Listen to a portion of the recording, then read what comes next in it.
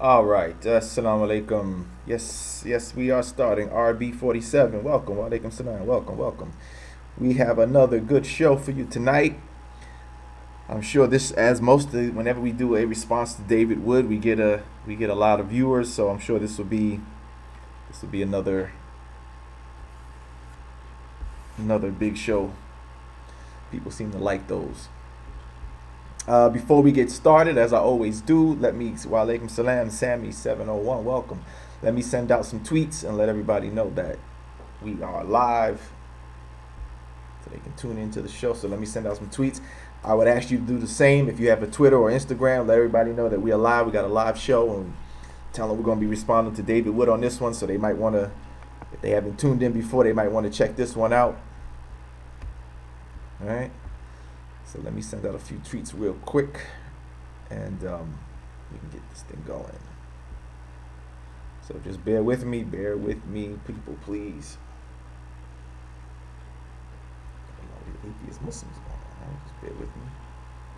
Tell them we're going to be responding to David Wood on this one, so they might want to, if they haven't tuned in before, they might want to check this one out. All right? So let me send up. All right, let me see. Let me send out a tweet on that one. Let's see here.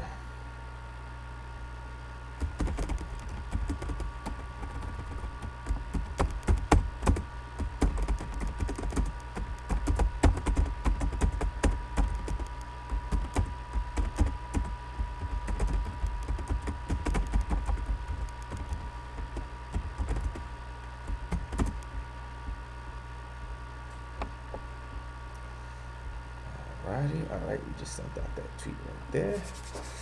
Let's make sure the tweet is proper, looks good, and then we can go ahead and get right into it. Let's see. How does it look? Oh, man, it ain't coming up the way I like it. It's not showing. I hate when it does that, man. Let's see. Hold on a second. Let me try this again. I like when it shows the image. You know what I mean? I need it to show the image. Oh wait, there we go. Is that showing it? Okay, there we go. Yeah, mashallah. All right. Looks good. All right, so we just tweeted that out.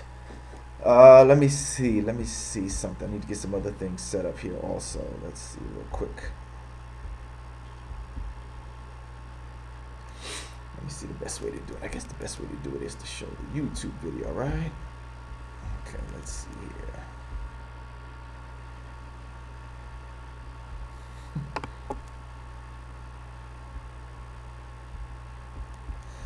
So bear with me. We're getting everything set up real quick. Let's see here. I need to get this. Let's see.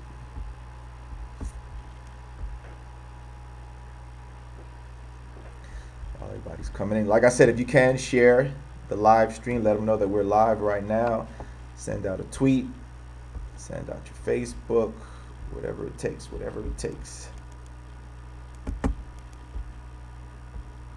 One of the glories of Western civilization is that speech has become the default method of dealing. All right, let's hold that right there, David. Hold that right there. Not yet, bruh. Okay, we got that one set up. I need one more to get set up, because we got some people to respond to. Okay, one more.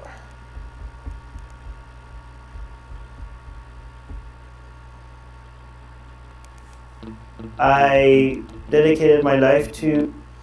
Hold on, not yet. I think this one I get started at 5:13 on this one, right? Let's see.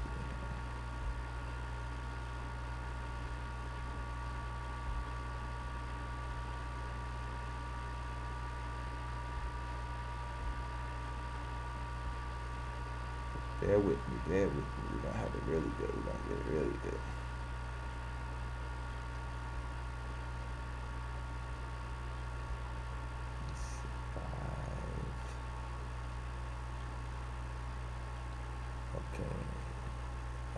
Yeah, well, you know what? Not yet. I'm going to address that when I make my video about him. 5:13, so I guess it starts at 5:13. Somewhere around this marker. All right, somewhere around that marker is where the thing starts at. Let's see.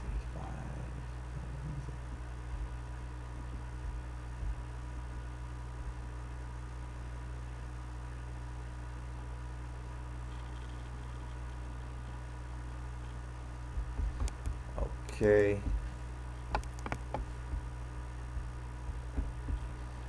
Bear with me. Anybody who watches this after the live stream, don't worry, we will be starting soon, so just bear with us. We ask you to bear with us. All right, let's see.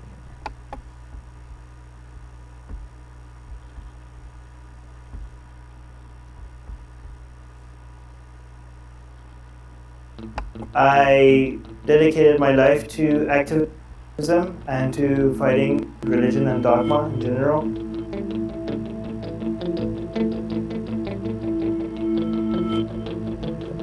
Pause. Okay, thank you. All right, let's get this set up. I want to have everything in place so we get this show started. Okay, it's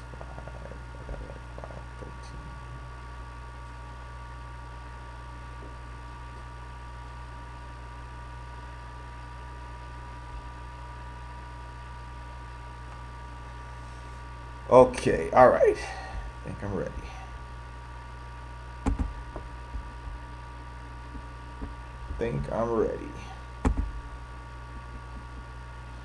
All right. One more thing.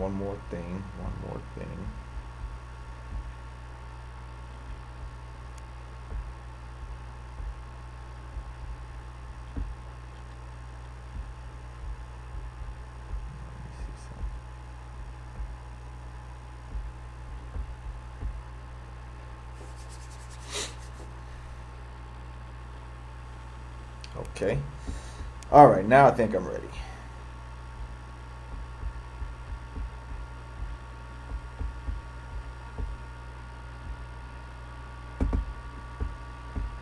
Okay, all right, here we go. Now we are officially ready to get started. All right, good. We got a good people showing up. A lot of people showing up. Yes, Muhammad Zakaria, welcome.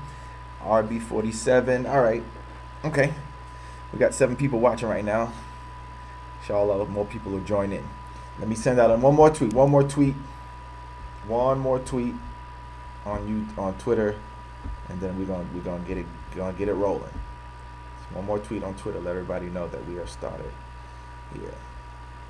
You know, let me send one more with some hashtags on there, because the hashtags usually get things going too. Hashtag Islam, hashtag Muslims, hashtag Sharia, all the stuff that they want to talk about, right? Let's see, hold on a second.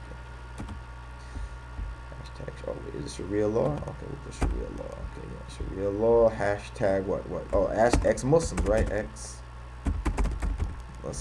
yeah, that one too, ex-Muslim.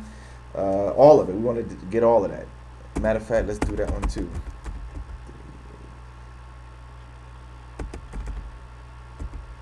Okay, now his name doesn't trend. Okay, now forget it. His name doesn't trend. But we got Islam, Muslims, Sharia law, ex-Muslims. Let's do Quran also. Hashtag Quran hour. Okay, that's an interesting hashtag. Whatever. I'll put that. We're gonna put hashtag Quran also. Okay. All right. Here we go. All right. I'm ready to get started. Now, it's a little late here, maybe kind of late, considered late here on the on the East Coast. And I don't know how late it is going to be for the rest of you in other parts of the world, but no problem. We'll get it. Okay, no problem. All right, so let's go ahead and do this. Everybody. So as you see, the discussion of tonight's topic is a response to David Wood. He made a new recent video, which is entitled ex-Muslims silenced after the New Zealand mosque shooting. Right? That was the title of That's the title of the video we're going to be discussing. Right? That's the title of the video that we're going to be discussing. Yes, that's right. Yeah, that's right. Thank you for reminding me, Sammy. People, yes, hit the likes, please. Hit the likes. Hit the likes so that we can get the the algorithms up. So yes, indeed, hit the likes going, and let's get this thing off the ground. As I always do before I begin, please remember to support your brother, Mr. Islam Answers Back, by utilizing the links in the description of this video. And you know what? If you want to do a super chat, by all means do a super. If that's the best way you can support and donate, then you can use the super chat as well. Before I was telling everybody just to use the PayPal or the the Patreon or whatever.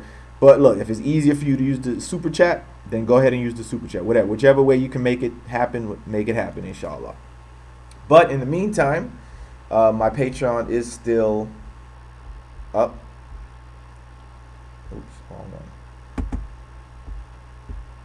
My Patreon is still up, and I've added some benefits, some more benefits to some of the levels that you can join up on. All right, I've added some articles, or rather some of the notes that I've used myself in my debates. So you can have access to those for at least a minimum of a $10 donation or $10 Patreon.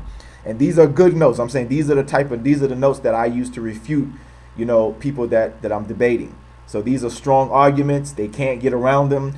But I got my rebuttal notes for claims of taqiyya, right? We've heard that be used before, that Muslims, that you're lying, that whenever we try to tell them the truth, they claim that you're lying, right? Whenever they don't want to hear what you're saying and it refutes their claims, they claim that you're doing taqiyya. So I got all the notes that refute that right there. So I've added I've added a lot of my notes. These are actual notes that I've used in my debates. They're very strong verses, very strong statements from scholars that they can't refute them. They cannot refute these verses, and they cannot refute these what these scholars have said.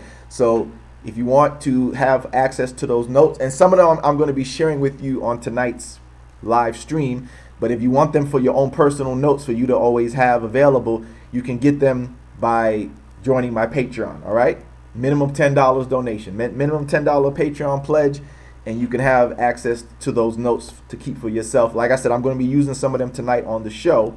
But for those who would like to have them, be able to read them and have access to them for your own personal use, right on my Patreon page, as you see on the screen, you'll be able to use that. I got rebuttal notes on apostasy in Islam. You know how they claim that it's the death penalty and all that. I got the notes to refute that with Quranic verses and things from some scholars. My notes about rebuttal notes to prove that the Quran shows that Muhammad, the Prophet, peace be upon him, that he was not told to kill those who mock or criticize Islam. We're going to talk about that tonight because David brings that up. So I got the verses for that. I got the evidence for that, all the verses. We also got all the no compulsion verses in the Quran. We're going to use that tonight as well because David talks about that. We show these are all the verses that show that there's no compulsion at all. There's plenty of verses beyond just chapter 2, verse 256. There are a dozen other verses that show that there's no compulsion in Islam, that people cannot be forced to accept Islam. So if you want these notes for your own personal use, when you're discussing with family and friends or online and people are coming at you and you want to be able to refute them, I provide you with some of the strongest verses from the Quran, statements from scholars that prove beyond a shadow of a doubt that there's no compulsion, about taqiyya, about what happens, about what's supposed to be the order of what people who criticize or mock Islam. We got all the evidence to refute all those claims. So if you would like to get access to that, all you have to do is become a Patreon, minimum $10 Patreon, and you can have access to these notes for yourself, as you see on the screen. Okay? Or if not, if you just want to support, minimum $5. Right? If you want to just basic support your brother, minimum $5. But if you want access to the exclusive content, it starts at a minimum of $10. All right? That's all I'm going to say about it. Let's get right to it. Okay, let's get to it. Oops, sorry about that. Let's get to it. All right, so let's get to it. Let's get to it, as I said. Yes. All right. So David Wood has a new video. Right. David has a new video entitled "Ex-Muslims Being Silenced." Right after the New Zealand shooting. So let's go ahead and listen to what David has to say, and then we will address it. We'll address what he has to say. All right, here's the video right here. Let's listen. Oops, excuse me. Let's hear that. Let's take a listen. Here we go. One of the glories of Western civilization is that speech has become the default method of dealing with disagreements. If we oppose a claim or an ideology, we oppose it with criticism or mockery, not with torture or executions. Historically, that's pretty rare. For much of human history, disputes about politics or religion or ethics were settled with the rack or the guillotine or mob violence. The New Zealand mosque shooting. By the way, let me state that I'm using the footage under the Fair Use Act, which allows other persons to use other people's material if it is for educational purposes or to explain something or to refute something, and therefore I'm using this footage under the Fair Use Act. Okay, let's continue. Shooter turned to terrorism because he believes that violence, not speech, is the way forward. Anders Breivik turned to terrorism because he believes that violence, not speech, is the way forward. Let's stop right there for a minute.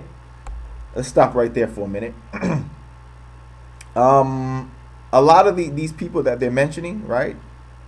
Like especially the last Anders Breivik, as I've talked about in previous shows, a lot of these people were, riled up to hate Muslims by listening to material that people like David Wood put out, that people like Robert Spencer put out. Robert Spencer was referenced numerous times in Anders Breivik's manifesto. So they get their hatred, their hatred builds in them for Islam and for Muslims from material that they listen to or get from or read from people like David, people like Robert Spencer. Now, they may not tell these people to go out and harm Muslims, but when you are constantly promoting the idea that there's this evil religion, they're trying to take over, they want to kill you, they want to murder you, they want to force you to accept and subjugate you and all that. When you promote those kind of ideas, surely you're going to, rouse certain people, and certain people may not be able to deal with that because their fear gets too much at a heightened level, and then want to act upon that. You see? So let us keep that in mind, that a lot of these killers have referenced people. I can't recall them, like I said, maybe not these people directly. Like I said, I know Anders Breivik, he did reference, they said he referenced Robert Spencer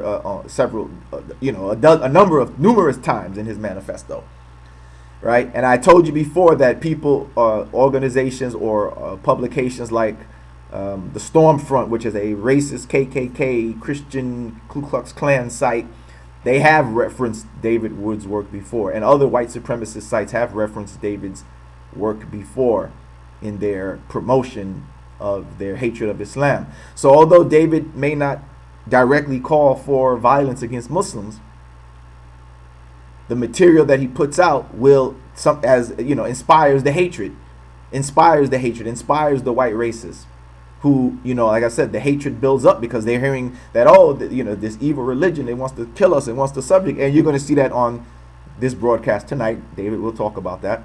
So when you hear that, well, some people may act out upon that. They don't want to talk because you're already telling them that this evil religion wants to kill unbelievers and all this kind of thing like that. So some people say, oh, well, let me get them first. You see? So let's keep that in mind. Let's continue. A new generation of violent revolutionaries is emerging. And the reason this is so terrifying is that when people are coming at you with violence, it becomes much more natural to respond with violence. For years, jihadis have been waging terrorist attacks around the world. The world has been remarkably patient in response.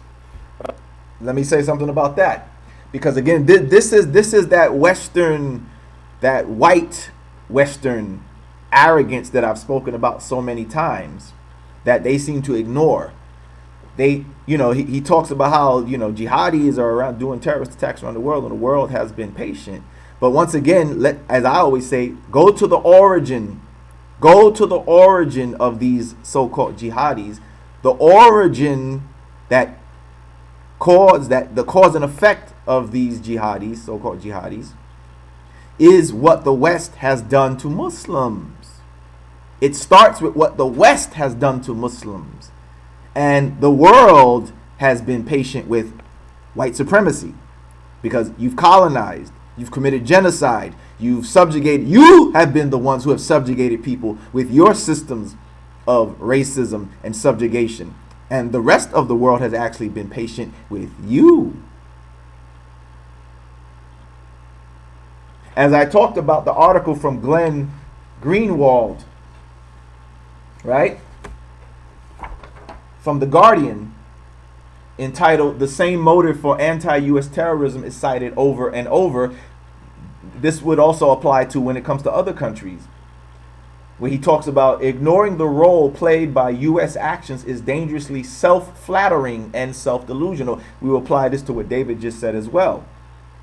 To think that, these jihadis just started doing this out of nowhere without addressing the cause is self-flattering and self-delusional. And he documents in his article how all of these so-called jihadis, their motive is always the same thing. It's what the West has done to them. Killing Muslim children. I talked about this on the previous show. Killing Muslim children. Killing women. Civilians. Destroying, bombing, invading their countries. And this is the blowback. I repeat, it does not justify what they do to you or what they do to the West. It does not justify it. But don't you dare sit here and act like there's not a cause and effect going on here. Don't act like they just started doing this on their own out of nowhere without no cause. There is a cause. There is a motive behind it. And the motive is what you've done to them. As Glenn Greenwald documents. That when you look at all these people who have done these acts, whether they left a letter or they did a video or whatever, they always cite the same thing. They don't cite the Quran. They don't cite what Prophet Muhammad did or his life or whatever. They say, we see you've killed Muslims. You've killed Muslim children, Muslim civilians. You killed their families, their wives. This is what they cite. So don't you sit here and like he said, self-flatter yourself, self-delude yourself, and acting like, this just started out of nowhere with no legitimate reason. I repeat, it does not justify them harming innocent people or civilians in the West. It doesn't justify it. It, however, does let us know the cause and effect and the motive. And the motive points back at you and the Westerners for what you've done to them. Doesn't justify them doing you the same way. But again, we must look at the cause. We must look at the cause. Okay? But I see people online every day calling for violent retaliation. Now we have white nationalists waging terrorist attacks, and I see people calling for violent retaliation against white nationalists. We may be a couple of terrorist attacks away from a radical escalation in violence and terror. I don't want to see that. I don't want to see people giving up on speech and turning to violence. That's why I'm always horrified when I see peaceful critics of ideologies shut down and deplatformed after terrorist attacks. Let's look at an example. The National Post reports, Calgary University cancels event by ex-Muslim, citing sensitivity after New Zealand attacks. Now, let's stop right here. Because I'm going to have to make another video to address the person you see on the screen here. His name is Armin Navabi, right? So I'm going to make another video where we're going to address him. But we want to touch on him and see perhaps why they would cancel his event, citing sensitivity after New Zealand attacks. You know why? You know why?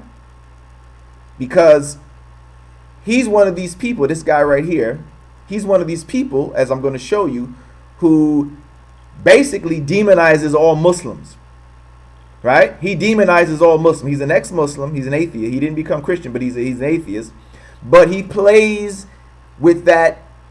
He's using this white racist talking point to paint all Muslims as if, really, in other words, he does that stuff to how they try to say, like, oh, there really isn't any moderate Muslims. All the Muslims are really, terrorists and potential terror. He talks that way. So we could see why they perhaps might want to cancel his event, especially after an event what happened in New Zealand, because it's like, well, this guy, you talk like that, right? You may not, again, they may not call for violence, but after an event like what happened in New Zealand, his speech promotes that kind of idea that inspires the Anders Breiviks, that inspires somebody to want to go up in the mosque and kill. Not because he's directly calling for violence, but again, he's the type of person that makes that blanket statement that as if all Muslims are evil, as if all Islam is the problem. The moderate Muslim doesn't exist. They're all really potential, they're all potential terrorists like that. So let's take a look at that so you can see what I'm saying and you'll understand. Right? So let's take a look and see why they might want to cancel his event, or at least postpone it until things cool down, because he is the stuff that he talks about incites that type of, incites that type of thing. So let's take a listen. Let's take a listen. That you should beat your wife, and there's a lot of hadith that supports what it actually means. So you have to really think that these people are crazy for you to be able to sell that argument. The only reason why they might buy your argument because they're nice people and they're desperate for this verse to mean something else. It's not because your argument for reform makes any sense. The reform movement is treating the Muslim community like children. You're not giving them enough credit that they might actually be reasonable enough to understand that without evidence you can't believe in this. The reform movement is a sugarcoating for the poison pill of Islam. The only solution to fighting any form of delusion is to provide people with critical thinking skills to understand that what is bullshit and what is fact. And that's what we're trying to do with the ex-Muslim movement.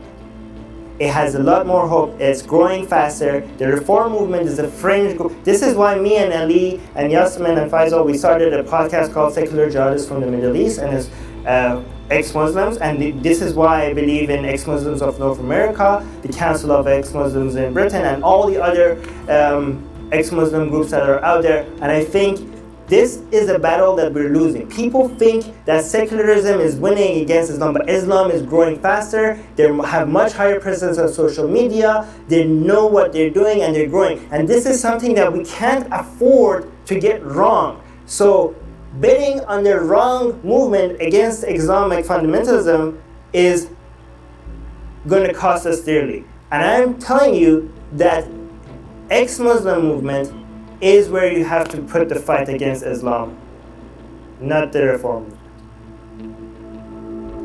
It doesn't preach or influence anybody else's life. We think of that person as somebody that is not causing any harm, but he is causing harm to himself. He has wasted his guys, life to a lie. Listen to this. This is the part I want you to hear. Listen. Everybody, the Muslims that are peaceful are not, or moderate, they're not peaceful or moderate because they have a reformed version of Islam. They're ignoring Islam. All right, so you hear that, right? You hear that. That's what I'm saying. See? I've heard this many times throughout my years of being a debater. They say that, oh, you're only talking like that because you're ignoring Islam, right? You're in other words, like, when we try to tell them that, oh no, Islam does not say to force you to accept Islam. when we say that no, Islam does not say to kill all unbelievers. They say, you're making that up. You're just saying that because you're in the West. You're just saying that because you want to try to appease the Westerners. You're ignoring what Islam says. Right? And I always show them that no, I'm actually saying that because that's exactly what Islam says. And of course, as you know me already, I prove it. Like I'm going to do tonight. Right? I always prove that when I say that Islam is not the way you're making it, I prove that it actually is Islam that is showing that we're not supposed to kill all unbelievers. We're not supposed to force people to accept Islam. That Islam does not call for the subjugation of the entire world. I prove it from Islam itself. But you see what he's saying? He's saying that in reality, the moderate Muslim is really a person that is ignoring Islam. Right? He's saying that in reality, those people who try to say like me, who are saying that no, Islam doesn't say these things, that I'm ignoring Islam, as if to say that, well, really behind my back, Islam does say to kill all unbelievers. It does say to subjugate and dominate and all that, but I'm ignoring it because I want to try to give a nice version. But no, I've shown it throughout my years of debating that Islam actually is a moderate religion, that it actually does call for peace, that it does say, and I'm going to show you that, if somebody rejects Islam, leave him, that's it, leave him alone. Your job is only to deliver the message. I'm going to show that with the notes that I'm going to show you tonight. And as I said, those notes, if you would like to have them, are available if you join my Patreon. But let's listen to a little bit more of Mr. Armin Navabi. They are abandoning Islam. They are Muslim by name. They're not practicing Islam. They're not practicing a reform. They are nice. These are people that are nicer than their own religion. So you see, right? So this could be why they would postpone him talking, right? This is why you could see that they might want to silence him, as David claims, or postpone or cancel his meeting, especially after Muslims get killed. Why? Because look what he's saying. Look what he's saying. He's saying what the shooter was saying. That you people are really killers. You Muslims really want to dominate us. Remember what I talked about him on the last show. What were some of his ideas? That it's an invasion, right? It's an invasion. These people are invaders, right? So when you listen to so now you see how this man, Mr. Armin, is talking, right? Mr. Navabi is talking. He is what? He is reinforcing the ideas of the shooter. And anybody who might else want to be a shooter, he'll say, yep, see? Even this guy, he's an ex-Muslim. He said you guys are not being that, when you talk this peace stuff, that you're faking. He says that he says he's an ex-Muslim, see? And he says when you guys talk about peace and that you're not trying to force and you're not trying to invade and dominate, that you guys are lying. That you're not really practicing your religion. That your religion really says to kill and this, but you're not following. You see what I'm saying? So you see how dangerous that is, brothers and sisters? You see how dangerous that is? So once again, him and David or whatever, they don't have to say, go out and kill Muslims. Just keep promoting the idea that these people are dangerous, evil. They want to subjugate and kill you and murder and subjugate and kill you and murder. They're lying. They're not telling you the truth about their religion. They're hiding their religion. Their intention is to kill you and murder you and subjugate you. You see? You keep saying that and saying that and saying that. You don't have to say go out and shoot and kill. Just keep saying that these people are dangerous. Just keep saying that these people are evil. Just keep saying that you can't trust them. That they're, like he just said, that they're nicer. Look at the insult. These people are nicer than their religion. In other words, when you say that, no, hey, Islam doesn't really say that. It doesn't tell me to kill. Oh, you're nicer than your religion. In other words, the implication is, your religion actually says for you to kill and do this. And because you're not doing that, you're nicer than your religion. No, my religion actually tells me don't do those things. And I'm going to prove it tonight. Don't worry, we're going to get to it. But so do you understand why somebody like this might have his speech canceled after a shooting like in New Zealand, to me it's evident why they might want to postpone his speech, because he inspires that kind of thought. So it makes sense that they would say, hey, you know what? We just had a guy kill a bunch of Muslims thinking this kind of stuff like that. And, this is how he talks, obviously. So it makes sense that they might say, well, you know what? Let's postpone your speech, to give things a chance to cool. I think they said they were going to let him speak, but at a different time. So in other words, let things cool off a little bit, because clearly, you speak like the shooter. In the sense that you're talking like these people are evil, and again, it's a blanket statement, right? You heard it. But obviously, David doesn't see that part of it, right? David obviously doesn't see that part of it, that, well, they might want to postpone his speech because the way this guy talks. If he talks like this in all his speeches, basically saying that the so-called moderate Muslim is a faker and ignoring his religion, and his religion is really evil and mean, and he's nicer than his religion, well, you could see why, you know what, we don't want right now to rile up a bunch of hate against Muslims. We don't want you to rile up the hate. So, let's postpone your meeting, your speech. Right? To me, that makes sense. But David doesn't see that. But let's give you a little bit of Mr. Robbie. And like I said, I'm going to make a separate video where I refute what he's saying in this video. I'm going to deal with what he was saying about the beating wife thing and all the stuff he's saying. We're going to refute that. But I just wanted you to hear what he says so you can understand why it would make sense that after such a thing like the mosque shooting, that the way this guy talks, that you might, if you were an institution, a university or a college or whatever, that it might make sense to say, you know what, we know how this guy talks. Let's kind of hold off on your speech. Let things cool down a little bit. We don't really need you to come around right now and rile up hatred against Muslims or seem to justify what happened to them by saying what he just said, as you hear in this video, right? So let's listen to a little bit more of it so you can get a place. And like I said, stay tuned for a refutation of this guy, of Mr. Armin Navabi. Right now we're dealing with David, but I just want you to see who David is talking about so you can kind of get context and understand why he might be silenced, why they might want to, like I said, postpone his speech. Listen to a little bit more on Reformation. The only way to reform Islam is to get rid of Islam. Whoa, okay, now there you go. You heard that? You heard that, right? You see what I'm saying? So you see what I'm saying? So you see what he just said? Get rid of it. Well, how do you get rid of Islam, everybody? Islam is just a religion, right? It only lives, through who? Through the people who practice Islam, which is the Muslims, right? So the only way you can get rid of Islam is if you do what? Come on, everybody, come to the conclusion. You get rid of the religion by doing what? You can't burn all the books and stuff like that, because there's people who believe in it. So the only way you would really be able to get rid of Islam is to do what? Get rid of the people who believe and practice it. Now, right?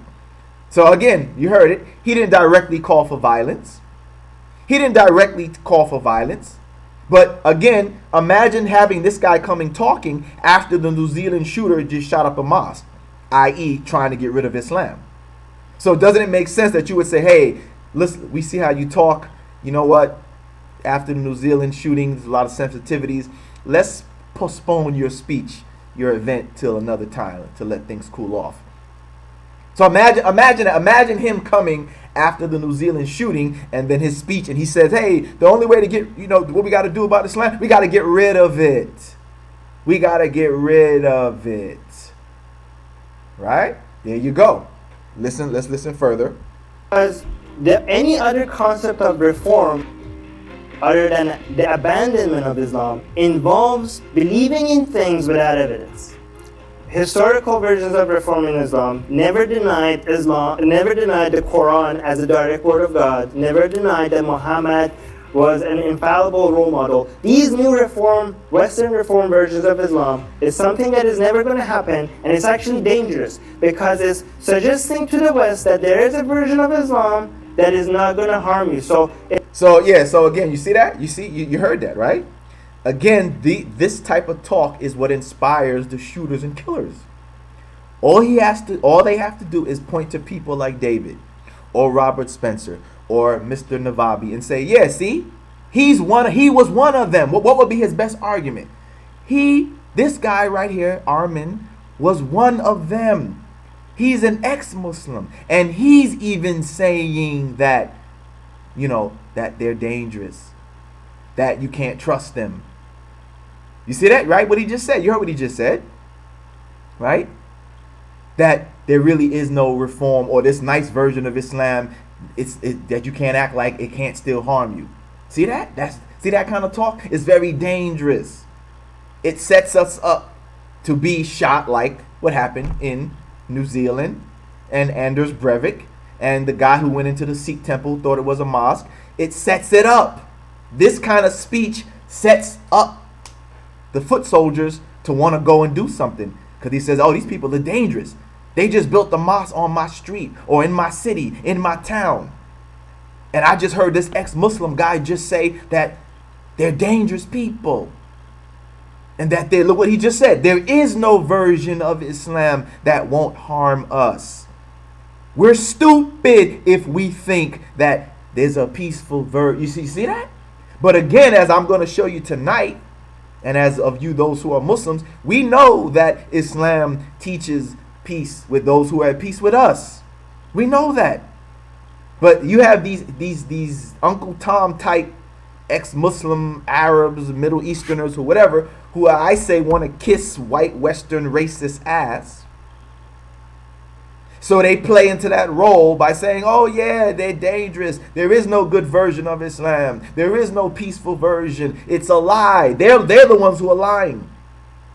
As I've showed throughout my years of debates and arguments, whether it be online or in person or in a university or whatever, I've shown time and time again that I'm not making what I'm saying. I'm not making it up. Islam itself says what I say, that we're not instructed to kill all unbelievers, that we can have peace with people who don't believe, that we're not instructed to subjugate, that we're not instructed to dominate, that we're not told to force people to accept Islam, that forcing people to accept Islam is not part of Islam.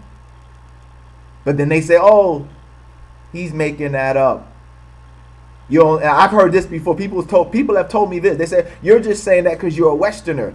The Muslims in the Middle East, they don't believe that. And I'm like, but I'm quoting Middle Eastern scholars. I'm like, but I'm quoting scholars from the Middle East.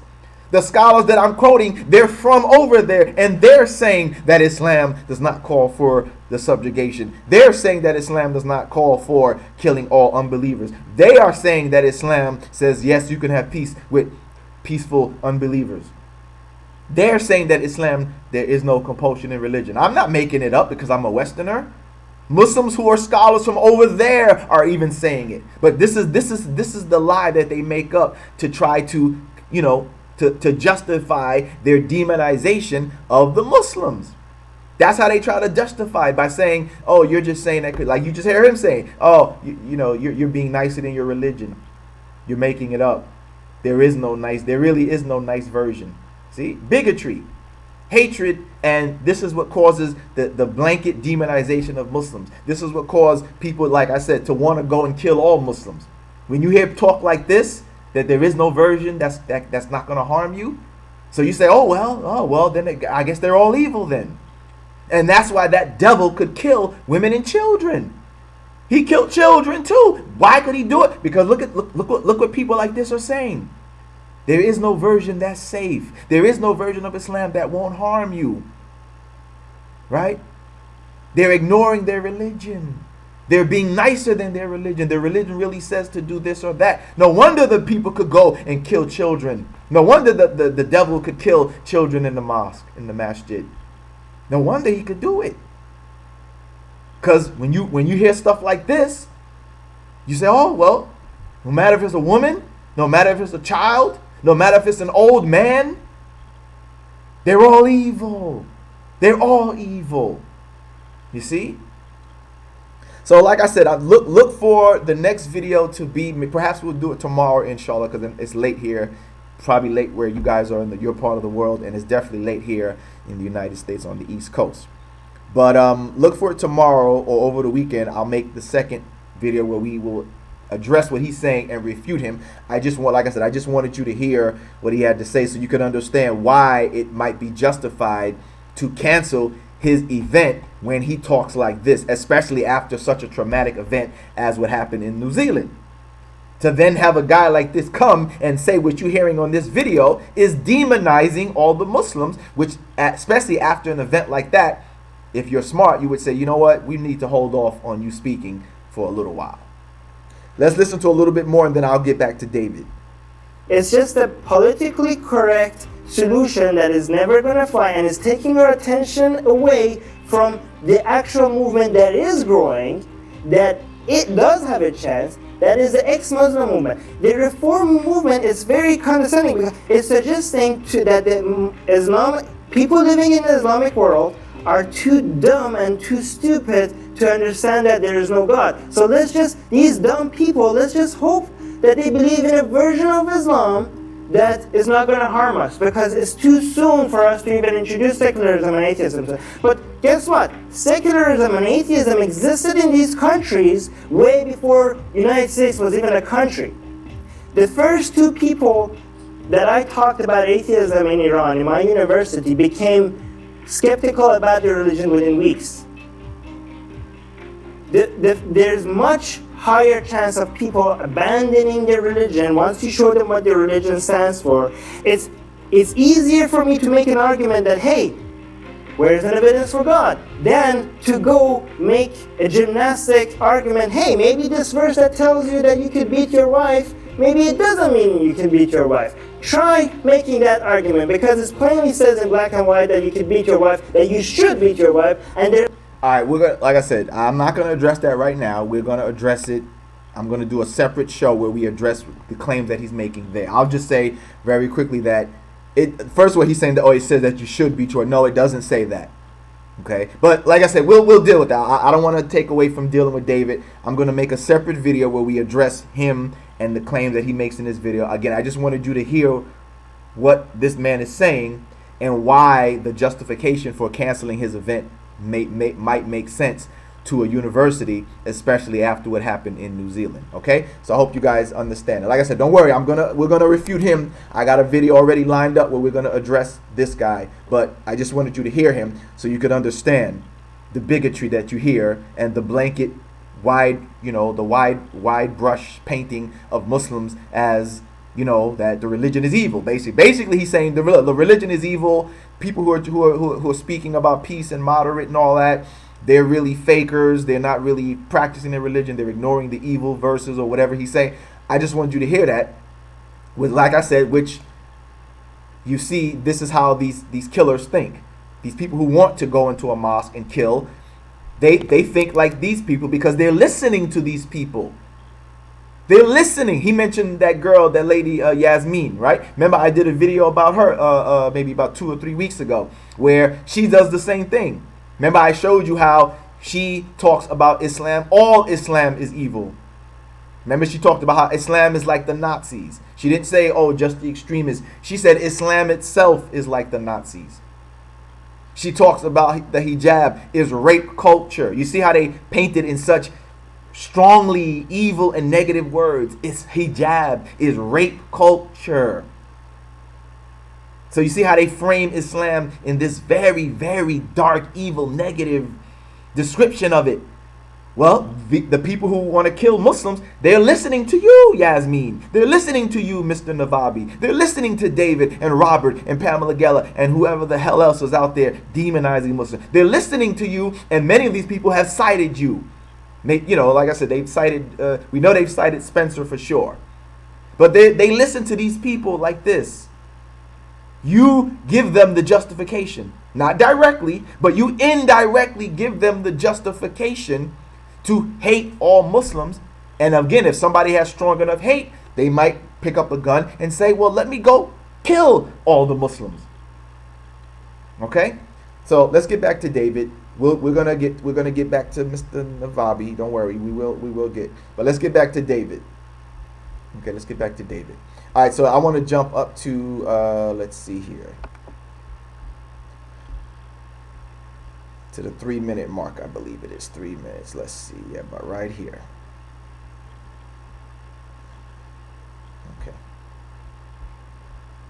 and tens of thousands of Islamic terrorist attacks since 9/11. How many times have you seen universities shut down Muslim events after jihadis slaughter unbelievers in the name of Allah? I've never seen it, and I don't think that universities should. Well, let me address that. The difference, right? The difference in this is that if a Muslim is going to give a speech at an event, he's not going to come and say what the so-called jihadis did. Right? He's not going to come and repeat the jihadi talking points. That's the difference. This guy, as I just showed you, he's using the same talking points as the shooter. That it's it's an invasion. Islam is evil. We got to get rid of it. So it makes more sense that you would stop him from coming to speak after such an event, because he's coming and he reiterates what the killer said in his manifesto. It's an invasion. They're trying to take over. We need to stop them from subjugating us. But you heard it. You just heard him talk. You heard Mr. Navabi talk. But if a Muslim is coming to do a speech after a so-called jihadi terrorist attack, that Muslim is not coming to reiterate what the jihadi said. He's not going to come and say, yes, I'm about to give a speech on how all you guys are infidels and you all deserve to die and you're all right. He's not going to do that, or she's not going to do that. So of course there's a difference in a Muslim coming after an event as opposed to a person who is going to reiterate and use the same beliefs that the killer said. The Muslims who are coming to speak at universities, they're not coming to speak off the talking points of Al-Qaeda. They're not coming to use the talking points of ISIS or whatever group is out there, right? They're coming to say, hey, no, Islam does not teach this. Islam does not teach that. It's the difference. David, is the difference. But as I just demonstrated, Mr. Navabi, it made sense that they would say, hey, you know what, let's wait. Let's postpone your event because of the sensitivities. Because obviously they must already know how he talks. As we can see how he talked right here on this video that I just showed you. So that's the difference between a Muslim speaking after an event and Mr. Navabi or somebody like yourself. Because you're coming, you would speak and you would say, you would use the same talking points. Whereas the Muslim doesn't come and reiterate any, like I said, Al-Qaeda or ISIS or whatever groups out there. They're not coming to use and reiterate their talking points. That's the difference. That's the difference. Silence Muslims who have nothing to do with terrorist attacks. A Muslim who wasn't involved in the attack and doesn't support violence shouldn't be deplatformed. And he won't be. But when a white nationalist opens fire at 2 mosques in New Zealand, not because he hates Islam, but because he's upset about immigration, a university on the opposite side of the world shuts down an event with an ex-Muslim atheist who wasn't involved in the attack, doesn't support violence, and certainly isn't a white nationalist. But as we just showed you, right, he's not a white nationalist. He doesn't support violence, but he's reiterating the same points that the shooter believed. That these people are evil. These people are invaders. There is no good Muslim. Really, essentially, that's what he's saying. There really is no good Muslim. You heard what he said about the moderate, right? You heard what he said. You heard what Mr. Navabi said about the so-called moderate, that the moderate is really not practicing his religion. He and she is faking. He and she is ignoring their religion. They're trying to tell you a good version of Islam that really doesn't exist. That's what he's really saying, that Islam is really evil. So he may not believe in violence or call for it. I don't know if he does. He did say you need to get rid of Islam. He did say you need to get rid of Islam. So that's the difference. He may not call for violence. He may not believe in violence. But he is promoting the same ideology and ideas that the shooter expressed. that we got to stop these people. They're evil. So, and I mean, and again, him going into the mosque shows that he hated Islam, right? Him going into the mosque, that was a direct target. That wasn't just, a haphazard thing. If he wanted to just kill immigrants, he could have just started walking down the street, and any black person or brown person that he saw, he could have just started shooting. He directly targeted a mosque, David. He directly targeted a mosque. That was clear, his intent. That his intent was clear. That it wasn't just about immigrants. Because again, he could have just started walking down the street, and any brown person or any black person or any person who didn't look white, he could have just started killing them. But he directly targeted 2 mosques. That is clear what his intention was. It's clear how he felt about Islam and Muslims. Yeah, he may have some ideas, about immigrants as well, but it was clear that this was a direct target on the Muslims. It was an expression of his hatred for Islam. That cannot be denied. This was a direct targeting. It wasn't a haphazard, just shooting anywhere. No, he targeted these places directly. So again, Mr. Navabi, as an atheist, may not believe in violence, may not call for it, but again, he, as we just listened to, expressed the same ideas as bigots against Islam. They too believe that Islam must be destroyed. Right? That Islam, we got to get rid of it. And of course, getting rid of Islam means getting rid of the people who practice it and believe in it. That is the Muslims. Let's not play stupid here. Let's not play stupid here, David. Okay? So that's the difference.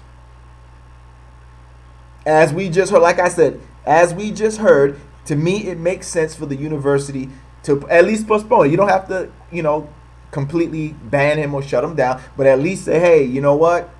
Let's we know how you talk. Let's hold off a little bit. Let's let things cool down before we allow you to give your speech. Because it's clear that you do speak, you do say what you just said, and we just heard on the video. So you know what? Let's hold off, okay? We'll let you do it. We're not going to ban you. We'll let you do it another time. But right now, let's let things cool off since this event took place. To me, that sounds like a legitimate call to postpone it, because he clearly is expressing the same ideas that Anders Breivik had and any other haters of Islam has. You'll hear them say the same thing. That none of you are good. None of you are really moderate. You're all really, basically you're all evil. You're all, if you are being nice, then you're not really you're faking your religion.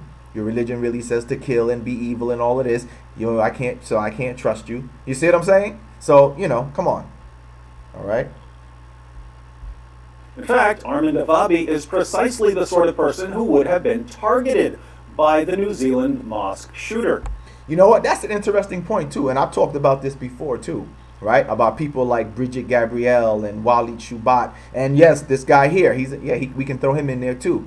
Is that they don't realize that when you promote this kind of bigotry, you will ironically make yourself a target, because the people who are listening to you, many of them are white bigots, and when they listen to you, they're not going to say, hey, are you an Arab Christian? Are you an atheist? To them, you look like the target. You look like the brown skinned tan people who in their minds are all Muslim. And you will bring this upon yourself. And as I said, this has happened. Arab churches have been attacked. Because the idiots, they just see Arabic and they think you're a Muslim. Sikhs have been attacked, right? Sikhs have been attacked, mistaken for Muslim. Many Arab Christians have been attacked walking down the street after 9/11 and such events. But thank the Arab Christians and Arab ex-Muslims and atheists who promote this nonsense. Thank them for this. And yes, David is right. This guy could make himself a target. So one of these killers may run up on him thinking that he's a Muslim. Because of what? Because of the bigotry that you spew. It may come back to haunt you. It may come back to haunt you. Right? Wouldn't that be ironic that it comes back to haunt you, that they mistake you for one of those evil Muslims that you're talking about? You see? Let's continue. Hypocrisy at its finest. All right, so now I said, yeah, I made my notes. We're going to jump to the 5-minute marker.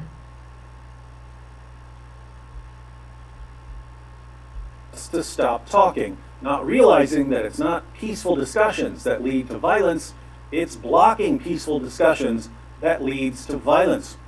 But here's what's most disturbing. And, like I said, when I mean, okay, technically it's peaceful discussion.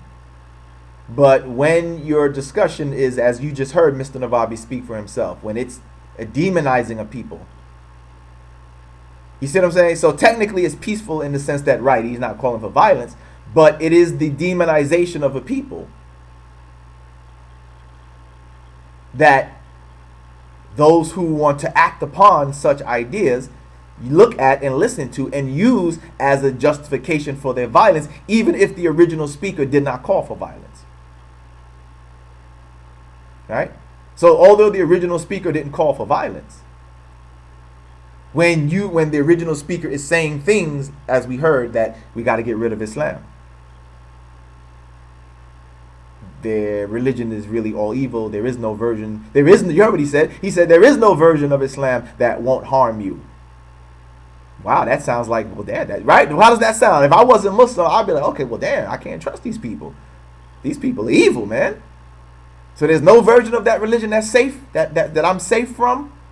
Well, hell, if I'm a person who wants to act, I might say, well, you know what? I'm gonna get them first. I just heard this guy who used to be one of them. He's from over there. You know how they think. He's from over there. He's one of them. He's from over there. He knows better than us. He knows better. He just said that there's no version of that religion that I'm safe from. Well, damn it, I'm not going to let these people get me. I'm going to get them first. You see? So he may be giving a technically peaceful discussion. But when that discussion uses words that demonize a people, the byproduct leads to violence. We've seen that throughout history. When the Nazis put a bunch of propaganda against the Jews, right?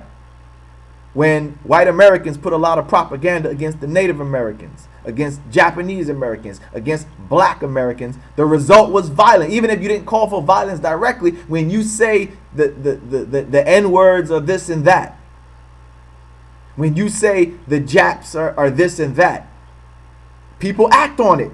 They say, oh, well, we can't trust these N-words. Let's lynch them. Let's kill them.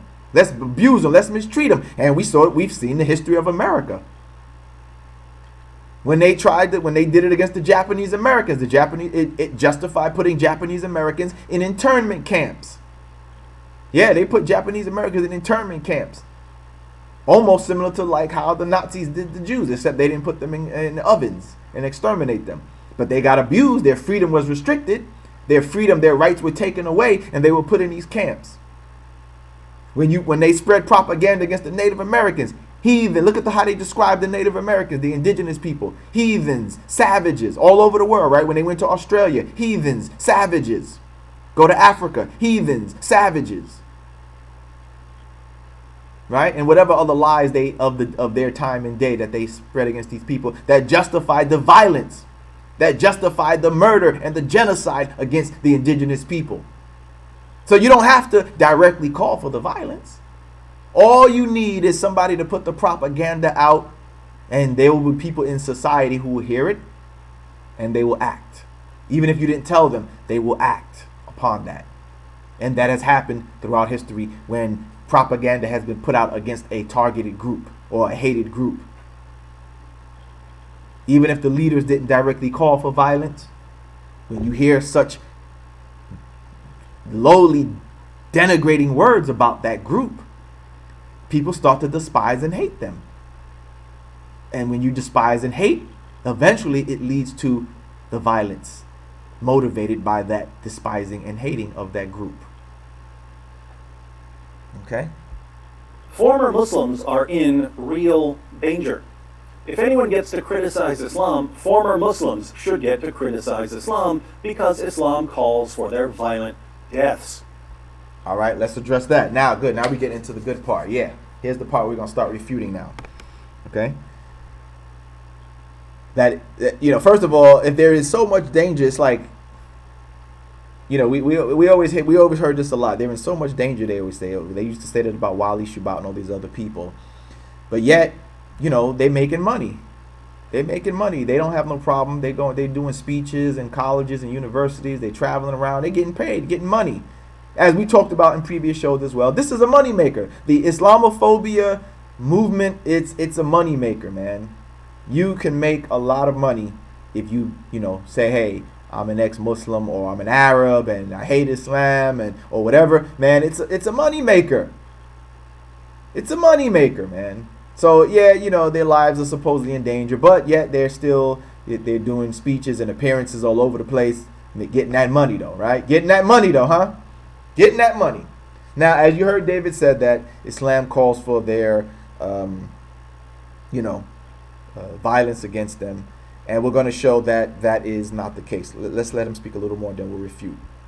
In a land governed by Sharia, Armin Navabi would be under a death sentence simply for being an atheist. But he's not just an atheist, he's also an ex-Muslim. Muhammad ordered his followers to behead apostates. All right, David, you are a damn liar. Okay? There's nowhere where Muhammad ordered the beheading of apostates. All right? Let's get to the evidence now. Let's go ahead and get to the evidence, brothers and sisters. Let's go ahead and deal with that right here. Okay? Let's get to that. So, these verses that I'm showing you on the screen, they deal with no compulsion, but they also deal with apostasy as well. I'm going to show you the ones that deal directly with apostasy as well. But these verses are shown that they address compulsion, that there is no compulsion, and they also address apostasy. For example, you see where the verse that you see, the second verse on the screen with the little star note next to it. And like I said, these notes that I'm sharing with you are available on my Patreon. If you would like to have these notes for yourself to use, go to my Patreon page and become a patron, and you will have access to these notes that you can use for yourself, for your own studying, and for your own argumentation and debates. All right? So, as I said, so right here, let's look at this verse where it says, but if they turn away, this is like apostasy. But if they turn away, what does it say? Does it order the beheading? No, it says, we have not sent you as a guardian over them. Your job is to convey the message. Your job is to convey the message.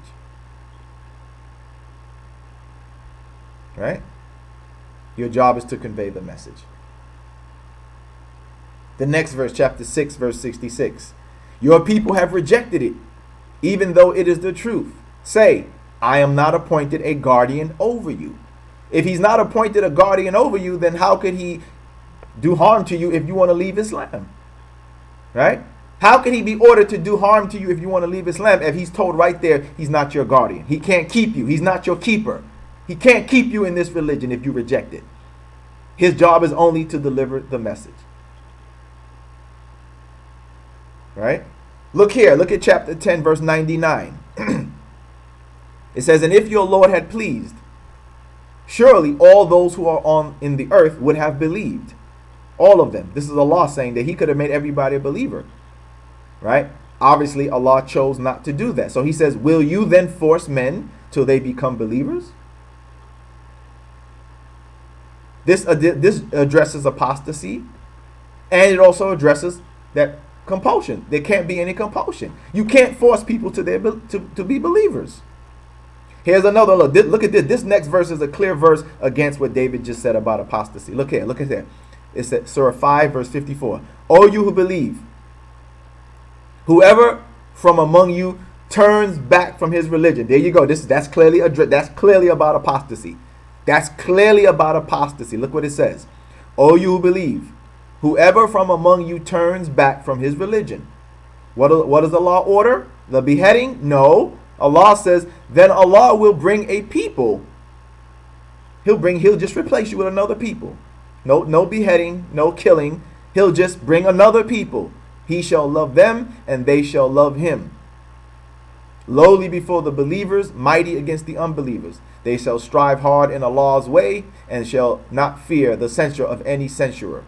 This is Allah's face. He gives it to whom he pleases, and Allah is ample, giving, knowing. So here Allah says, look, he'll just bring another people. If you want to turn back from your religion, no problem. No problem, no harm, no beheading, as David claimed. The prophet was told, no, don't worry, Allah will bring another people.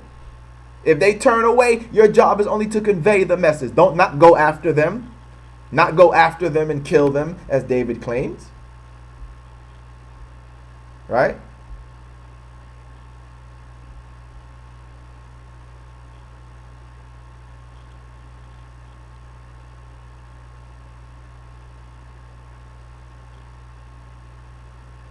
Yeah, you know what? Well, I've made some video. If you go back on my channel, Mort, that's brother Abdel, right? Yeah.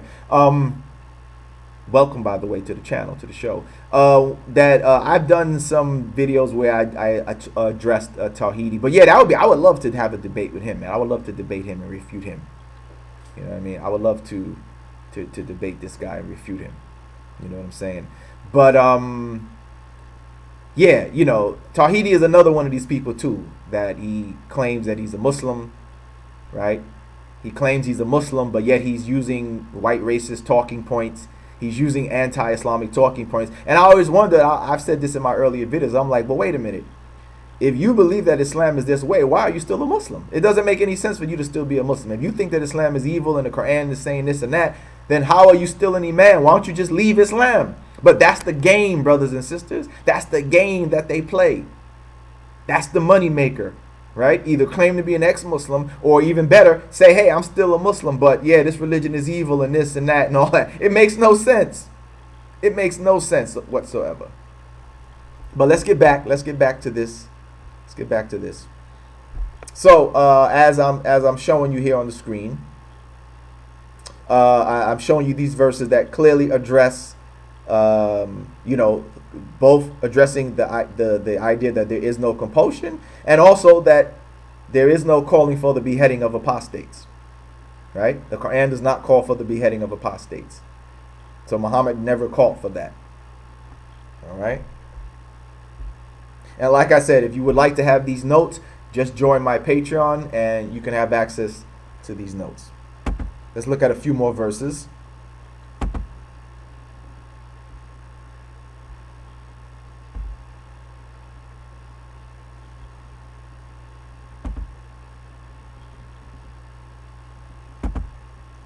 Here's some more verses you see here, right?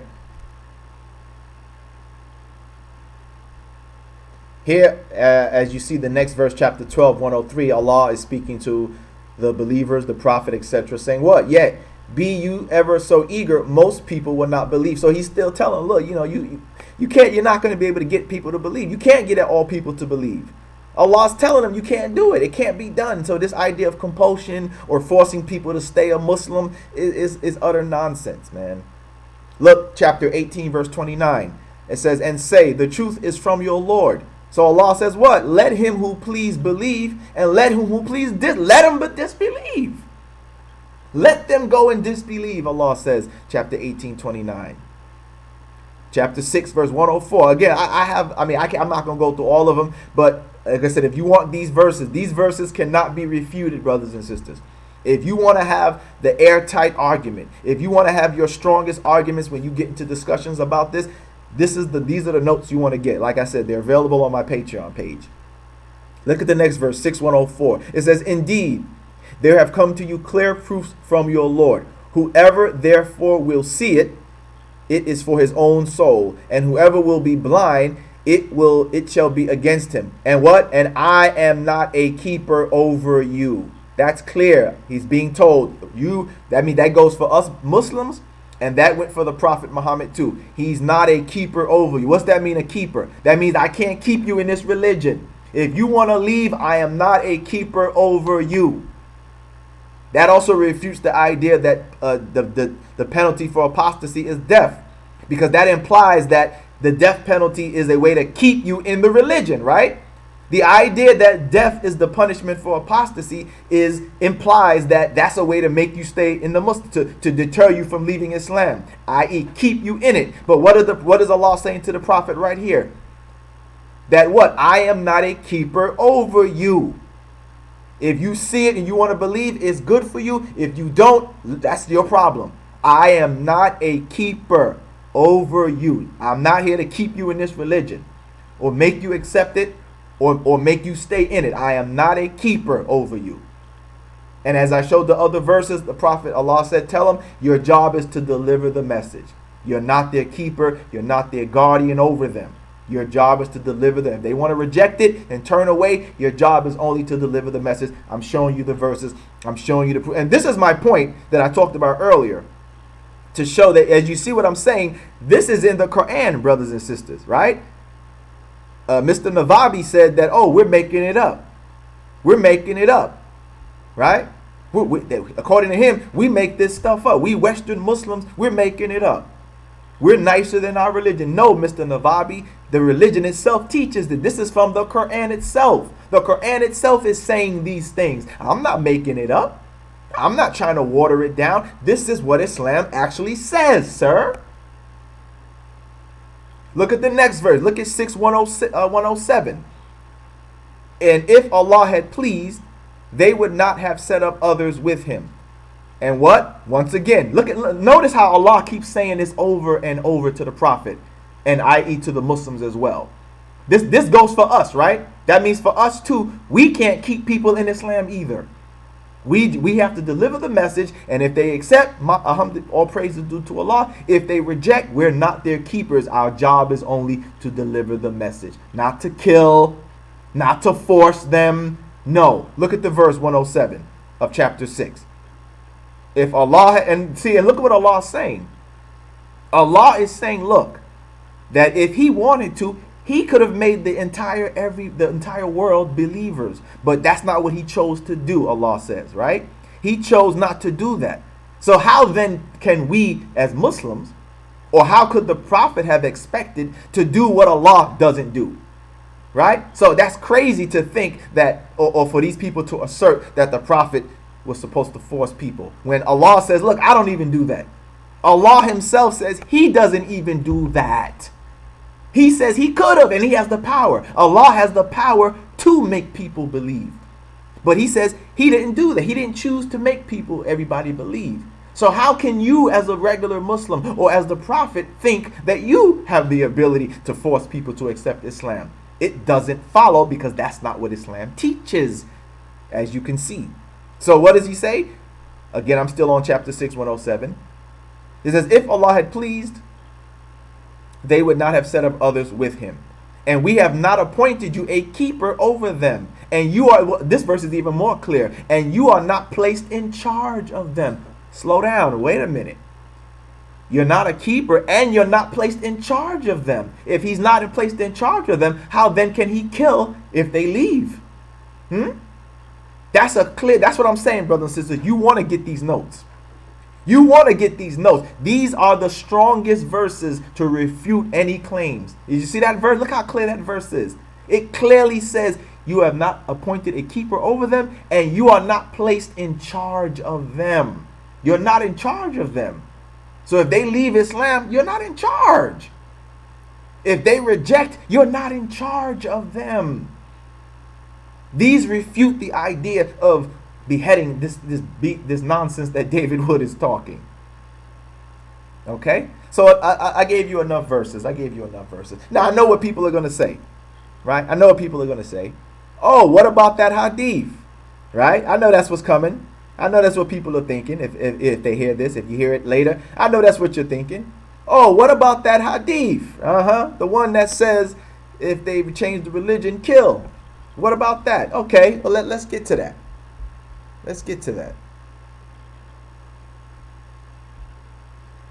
All right, so here's my notes on the rebuttal to apostasy. These are the direct verses that address apostasy. Like I said, the verses that I just showed addressed it as well. These are further verses that address the issue of apostasy, and that the Quran does not call for the killing of apostates, people who just peacefully leave Islam. But before I get to that, let's let's get to the thing about the hadith, because I know that's what people are thinking. Oh, what about that hadith? What about that hadith? Huh? What about that hadith that says the person changed religion? Well, the scholars have shown that there's more to it, right? That there's more to it that give the details about that hadith. That hadith is not actually calling for the death of a person who just leaves Islam. So here, as you see right here, I want you to focus on it. See where my cursor is at right here? Right? Right there. This is an explanation that gives further information about what the hadith is supposed to be referring to. So here's what it says. It says on the hadith of the three cases, because you know that's what the scholars say, right? That there's another hadith that talks about the three cases in which a Muslim's can receive capital punishment, right? It talks about the three cases in which a Muslim can receive capital punishment, right? And it talks about, matter of fact, you know what? Let me see. I have the notes on that. I'm sorry I don't have it for the screen, but I can verbally give it to you. Let's see, real quick.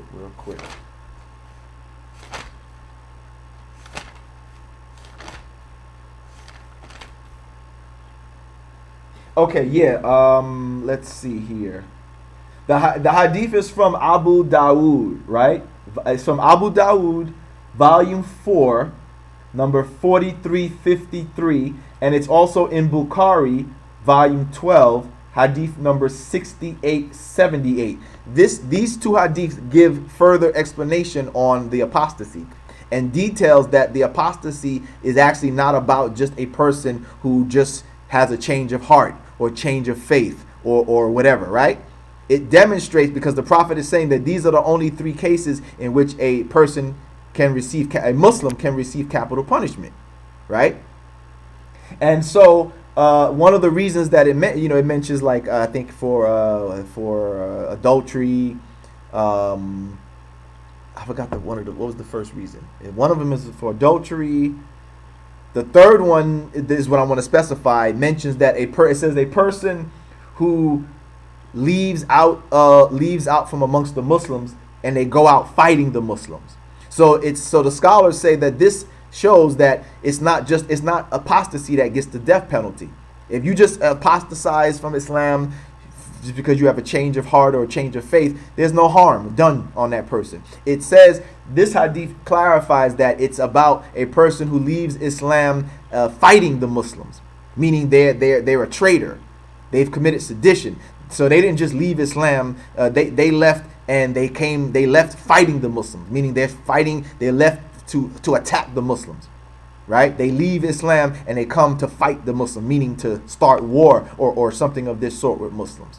Okay, and again, I want to specify, and it doesn't mean like people try to say, oh, if you speak out, you leave speaking. No. This is talking about fighting. The hadith specifies they went out fighting the Muslim, physically fighting the Muslims.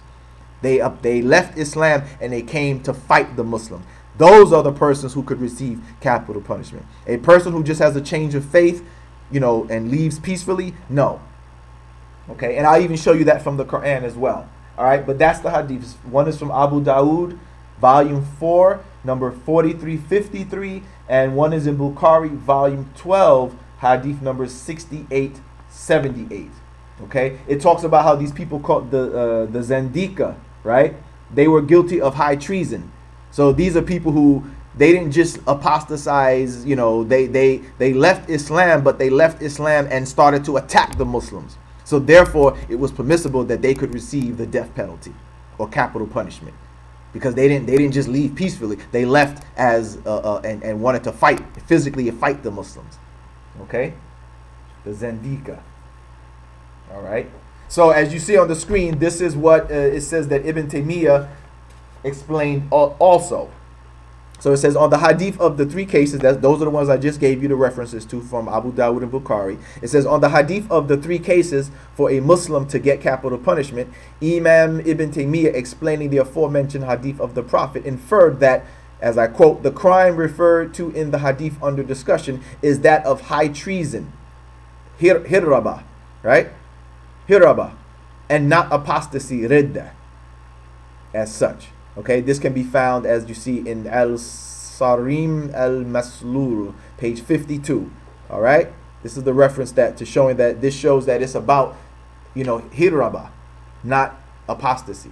Somebody who's committing an act of treason. They're leaving and fighting the people who they were amongst. All right? Here's another one. Justice S.A. Rahman has stated in his book, Punishment of Apostasy in Islam, page 134, that at least one old exegesis, Ibn Hayyan Andalusi, and one modern jurist, Sheikh Muhammad Shaltut, has laid down expressly the principle that shedding of a person's blood is not justifiable for simple, peaceful apostasy. So you're wrong, David. You're wrong. You're wrong. Okay? You're straight up wrong. So as you see, I'm back. Once again, I'm backing what I'm saying up. I'm not watering it down. I'm not nicer than my religion. I'm giving you scholars from the Middle East saying it. I'm not saying what I'm saying because I'm a Western Muslim or because I was raised in the West. I have proof from classical and modern scholars who were from that region, who are from over there, and they're saying the same thing. They are backing up my point that it doesn't call for the death penalty for somebody who peacefully apostatizes, who makes apostasy. So there you go. The proof is in Islam itself. And this is what I'm saying, that when they try to demonize Muslims by saying that, oh, you're just making that up, or, you're just saying that because you're a Western Muslim, or you're just making it to appease that, I'm saying, no, I have evidence from the sources and people of knowledge in Islam who are saying that themselves. And they're not Westerners. They're from the Middle East. They're classical scholars, etc. But see, but that's how they demonize Islam, by saying that, oh, you're not really you're not really a real Muslim because you're not from the Middle East or whatever. So you don't know the real Islam. That's what they told me. I've heard that. I've been told that before. You don't know the real Islam like the Arabs know. You got a watered down Western version. The real Muslims in the Middle East, that's according to them. The real Arab Muslims, they know the real Islam. But I'm quoting Arab scholars right here. These are Arab scholars right here who are in the Middle East right now, or who were from the Middle East, who were from the classical era. And that's what they're saying. So I'm not making it up. So I just want you guys to see the proof. I just want you to see the proof. Okay. So here's another one. We have here's Sufyan at-Tawri. He was a tabi'in. For those who don't know this language, the tabi'in was a person who was from a generation after the generation of Muhammad and his companions. All right. So this is a person who was from a generation after them. Here it says that Sufyan at-Tawri was recorded as being against killing apostates unless they waged war. Once again, backing up my point that hadith refers to people who left Islam and waged war against them. And this means physical war, because that's another argument they try to say. They try to say, oh, well, if you come out and speak, that's war. No. War means war. It doesn't mean, oh, you left Islam and you're criticizing it now or you're speaking against it. No. It means people who waged war, physical war against Islam. Physical war against Islam. All right. Here's another one. Subhi Masani says in the Philosophy of Jurisprudence in Islam, Masani has observed that the death penalty was meant to apply not to simple acts of apostasy from Islam, but when apostasy was linked to an act of political betrayal of the community. The Prophet never killed anyone solely for apostasy. This being the case, the death penalty was not meant to apply to a simple change of, once again, you see, don't tell me that I'm making it up. Don't tell me that there is no peaceful version of Islam or whatever. No, it says these are scholars from the Middle East. Armani, or Armin Navabi, David. These are scholars from the Middle East. I'm not quoting Western scholars to you. I'm not quoting Western scholars. I'm quoting Muslims from the Middle East. I quoted somebody from the classical era. showing that what I'm saying is backed up with the evidence. So Subhi says that the Prophet never killed anyone solely for apostasy. This being the case, the death penalty was not meant to apply to a simple change of faith. So David, you're wrong. Arman Navabi would not be harmed because of his change of faith, his peaceful change of faith. You're wrong. It says the death penalty was not meant to apply to a simple change of faith, but to punish acts such as treason, joining forces with the enemy, and sedition. So once again, I quoted at least 3 or 4 people showing that they're backing up my point that the Prophet never called for the death penalty for simple peaceful apostasy.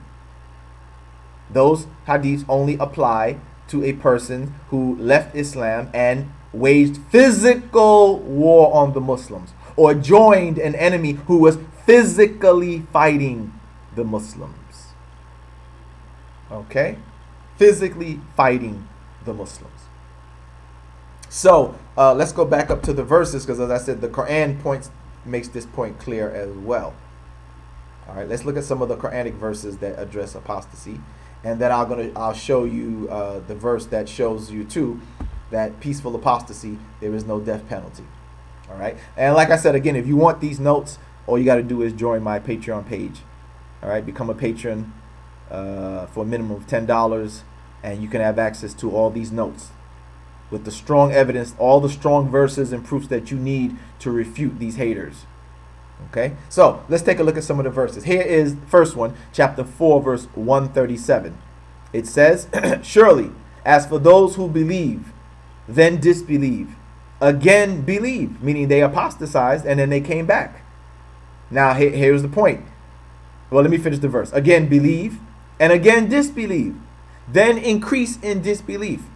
Allah will not forgive them nor guide them in the right path. That's it. Doesn't say death penalty.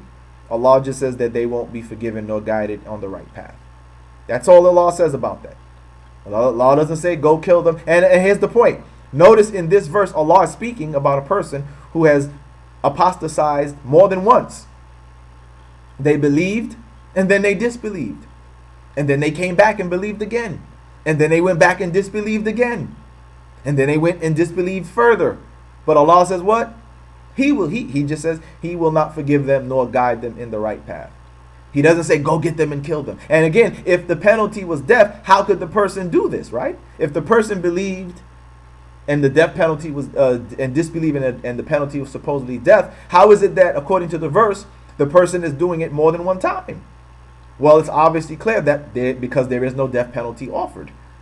There is no death penalty offered. So that's why the person can believe and disbelieve. And then believe again. And then again disbelieve. And then continue to go into disbelief.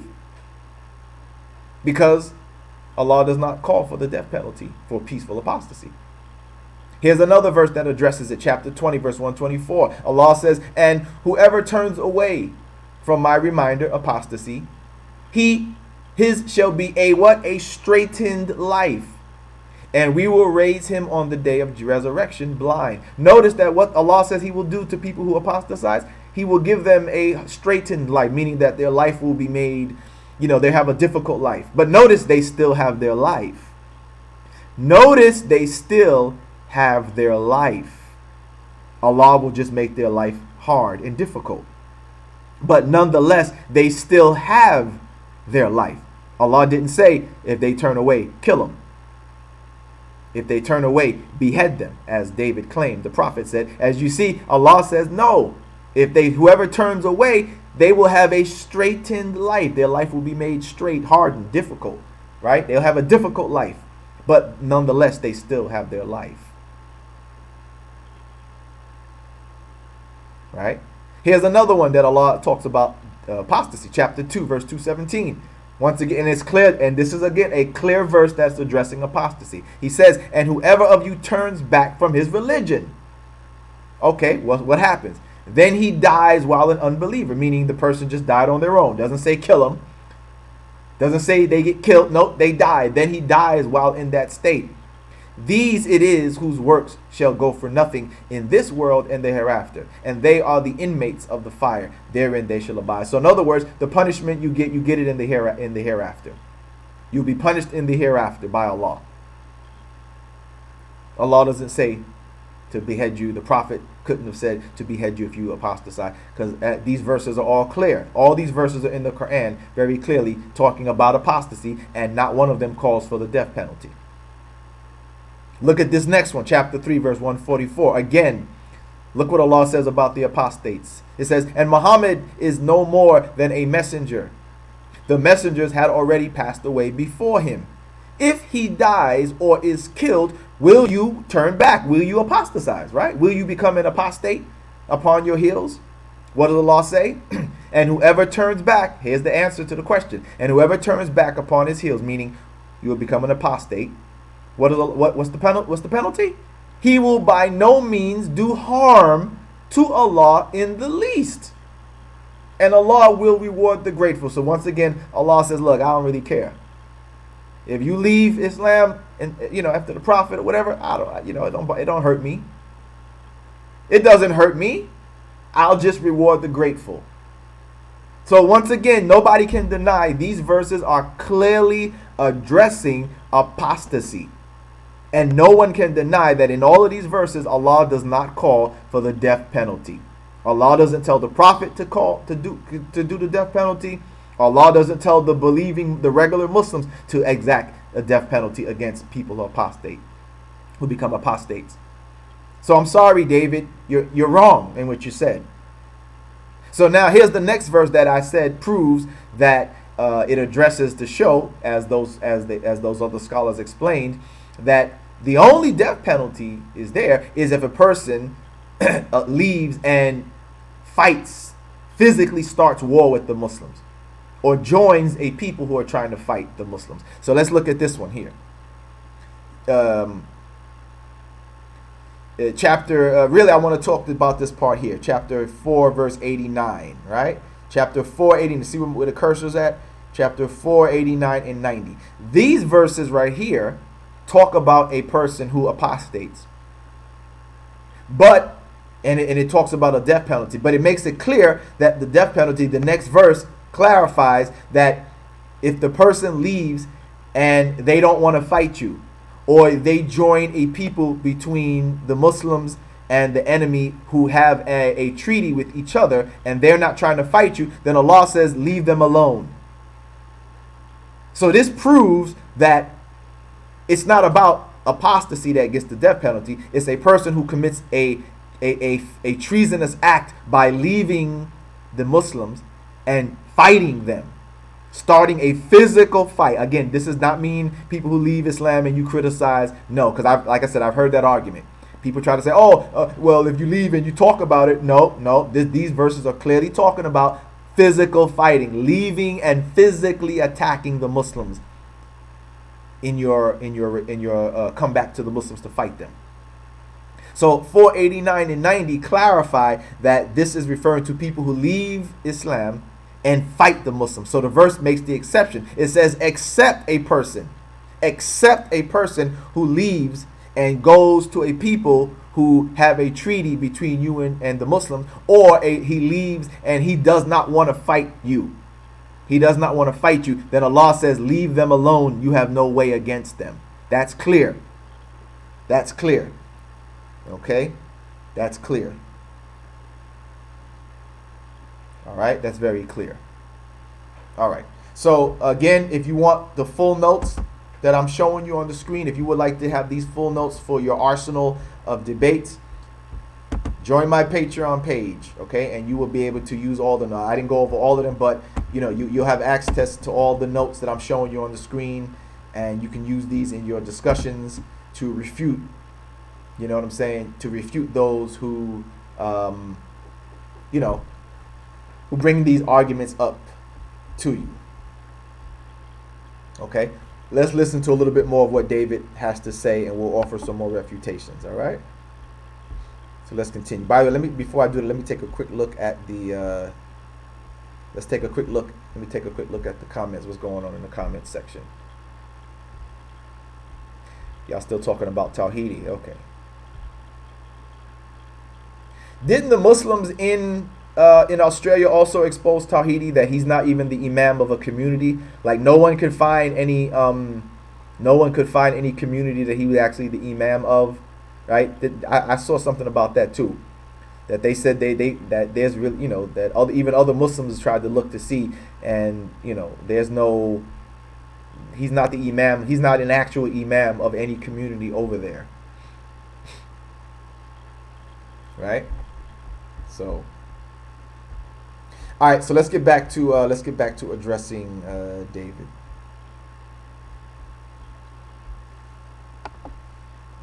Okay. And Navabi's not just an ex-Muslim and an atheist, he also criticizes Islam. Muhammad ordered his followers to execute critics of Islam. Stop right there. That's another lie. Let's deal with that. Let's address that one now.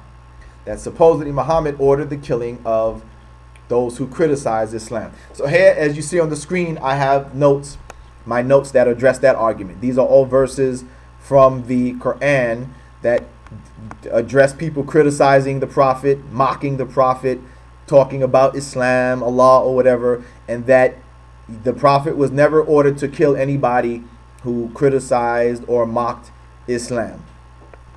All right. So let's take a look at on the screen. The first verse is from chapter 21, verse 5. And it says, this is talking about people who are criticizing or mocking the Prophet. It says, and if they call you a liar, so did those before them indeed call, i.e. other messengers, liars. Their messengers had come to them with clear arguments and with scripture and with the illuminating book.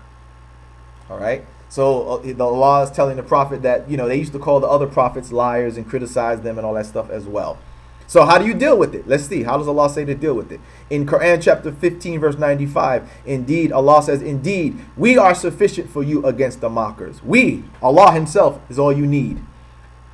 He doesn't say fight them, kill them, cut their heads off, murder them. No, Allah says, don't worry about it.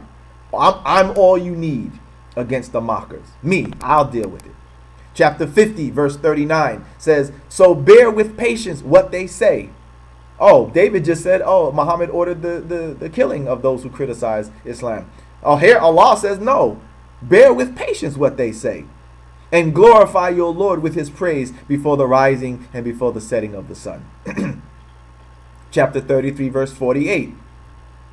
Do not yield to those who deny the truth and the hypocrites. Ignore. Oh, wait a minute, David. You just said Muhammad said kill them. No, Allah says ignore their hurtful talk. That would include criticisms and mocking and all that. Ignore it, not kill them. Put your trust in God. For what? God is your all sufficient guardian. Once again, Allah is telling the Prophet, don't worry about it. And this also goes for the Muslims. Don't worry about it. Ignore their hurtful talk. Allah is all you need against that hurtful talk. Allah doesn't tell you to do anything to them. Notice Allah doesn't tell the Prophet or the Muslims to do anything to them other than ignore it. Don't worry, Allah is all you need. Let's see. Let's keep reading. Let's see. Let's see further what Allah has to say about it. Chapter 20, verse 130. Allah says, bear then patiently what they say. I thought the Prophet said, kill them. Kill the critics. Kill those who mock Islam. No, Allah says, bear patiently what they say. And glorify your Lord by the praising of him before the rising of the sun and before its setting. And during the hours of the night, do also glorify. And during parts of the day, that you may be well pleased. But what's the point? Allah says, bear patiently what they say. Not get mad and kill them, murder them, get rid of them. No, bear patiently what they say. Let's keep reading. Let's keep reading. Chapter 9, verse 61. It says, and among them are those who malign the Prophet and say, he is unquestioning. Say, he is unquestioning of what is good for you.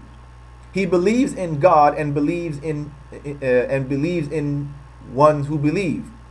And he is a mercy to those who believed. And those of you who malign the messenger of God, for them is a painful chastisement. But again, from who? From God, from Allah, comes the painful chastisement. Not from the Prophet, not from Muslims going out to kill you. From God, as the verses I just read earlier says that Allah is sufficient. So the punishment comes from God, not from the Prophet himself doing anything or from Muslims themselves doing anything. God will give you the punishment. Chapter 3, verse 185. It says, listen to this. You will surely be tried and tested in your possessions and your persons. And you shall surely hear many hurtful things from those who were given the book before you, and from those who set up partners with God. But if you endure with fortitude and what? Restrain yourselves, that indeed is a matter of strong determination. David said the Prophet ordered the killing of those who criticize Islam. As you can see from these verses, no, Allah did not never order the Prophet to kill those who criticize. He ordered the Prophet to bear with patience, to ignore their hurtful talk. That Allah is all he needs. In other places, Allah would tell him what to say in response. He would tell him what to say. You heard me? He would tell him what to say.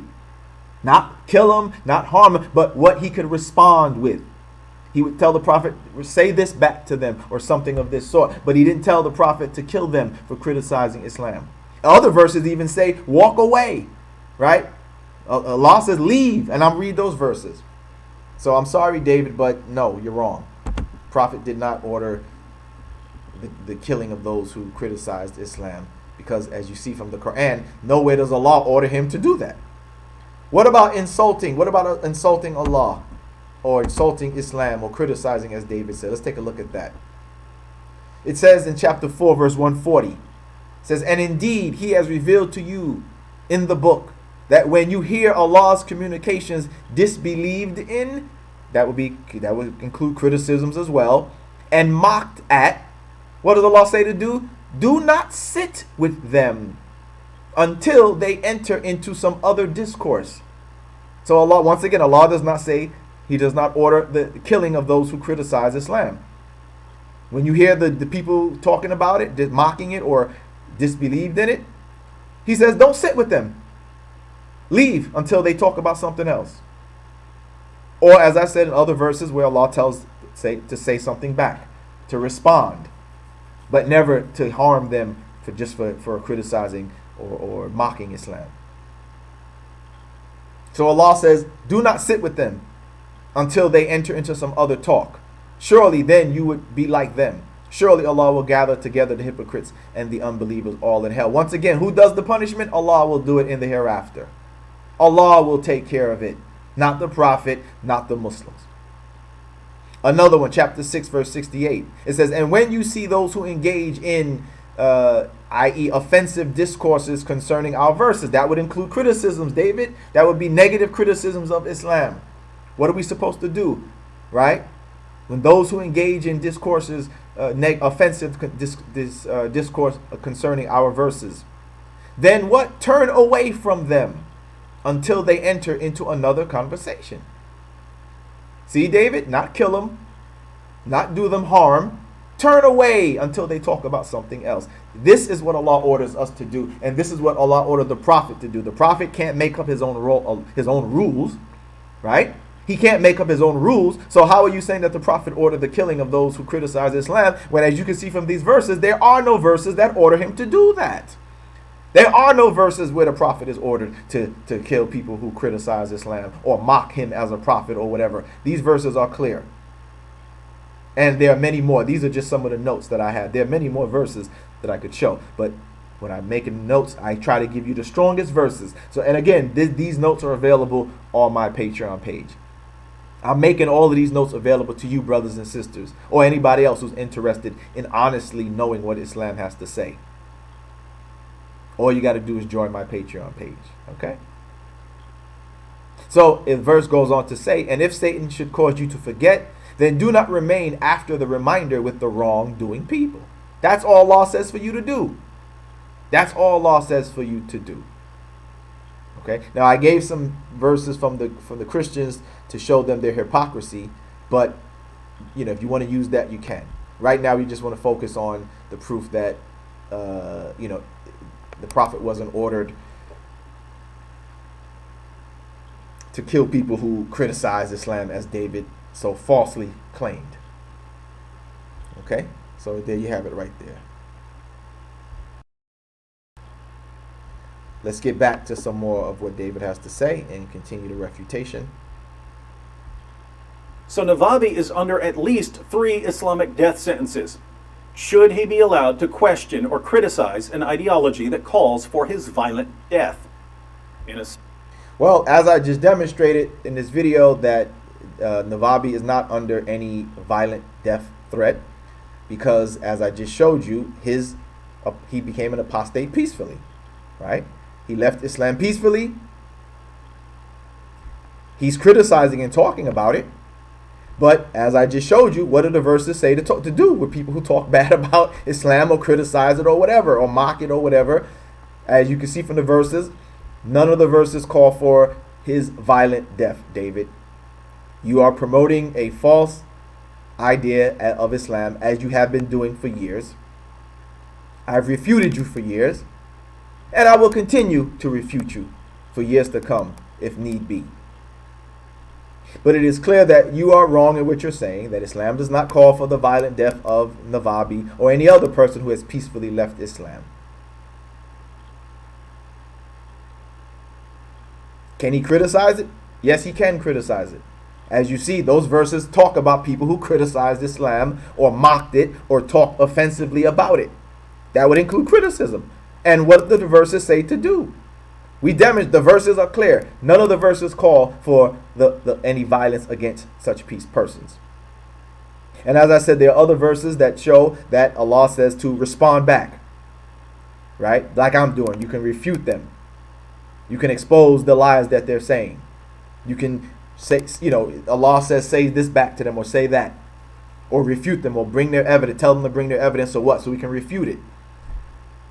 So Navabi is not under any violent death threats at all, as I just demonstrated from the verses of the Quran, from scholars. I didn't make it up. I'm not watering it down. I'm not ignoring my religion.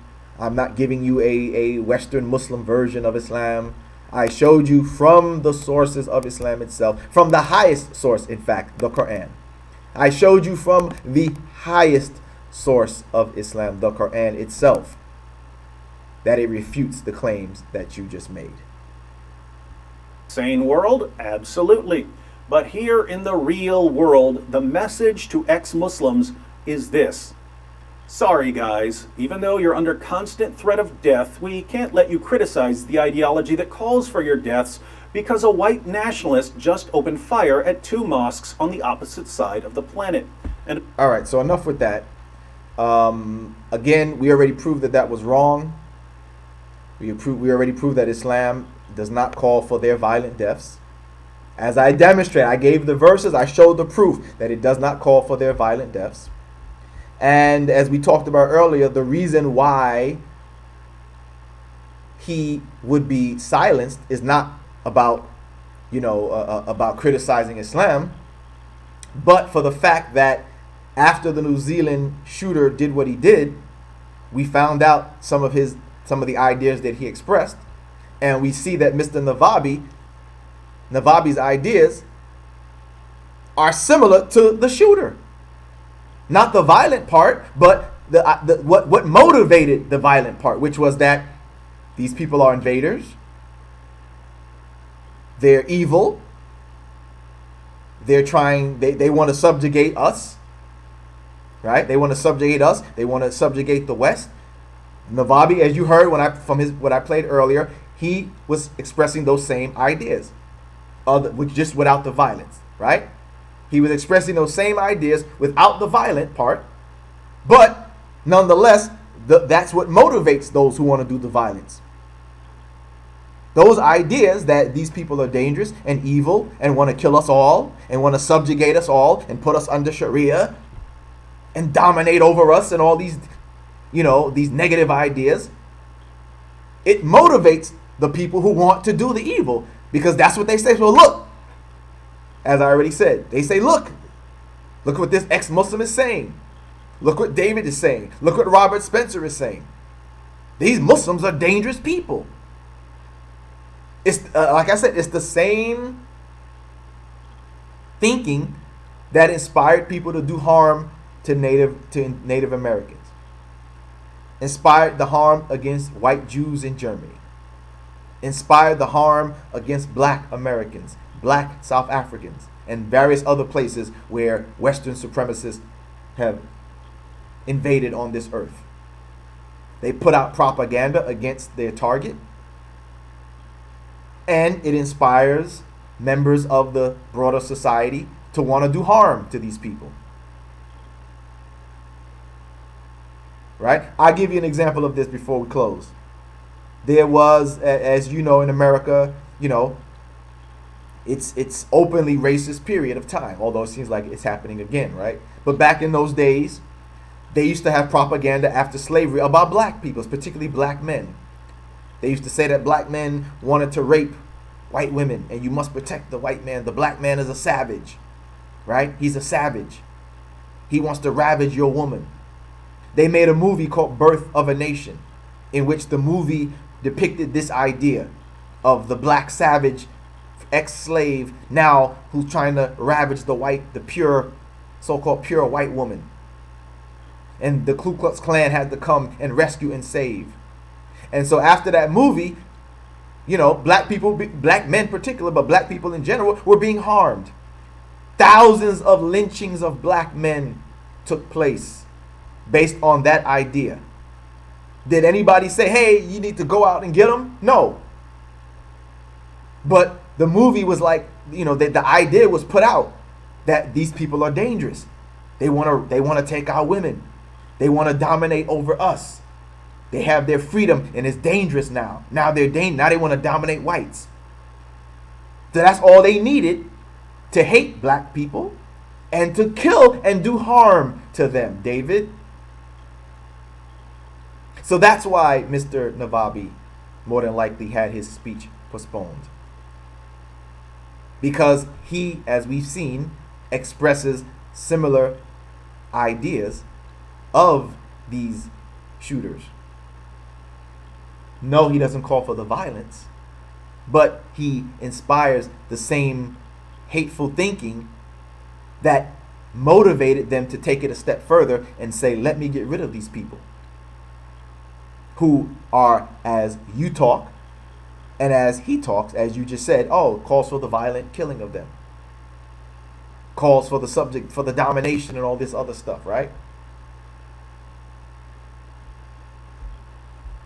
So let's listen to a little more and then we'll wrap it up.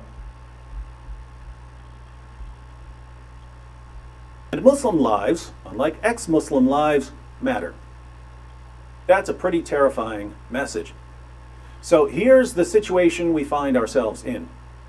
Muhammad called for the violent subjugation of the entire world. Okay, I want to deal with that. That's another lie, David. David, you are a liar, bro. You're a damn liar at that. Muhammad did not call for the entire subjugation of the world. Once again, let's take it to the Quran. He did not call for the violence. But again, do you see what I'm saying, everybody? Do you hear that? You hear what David just said? So again, this is what motivates these type of shooters. David doesn't have to say, hey, go out and kill Muslims and shoot Muslims. Just talk like that.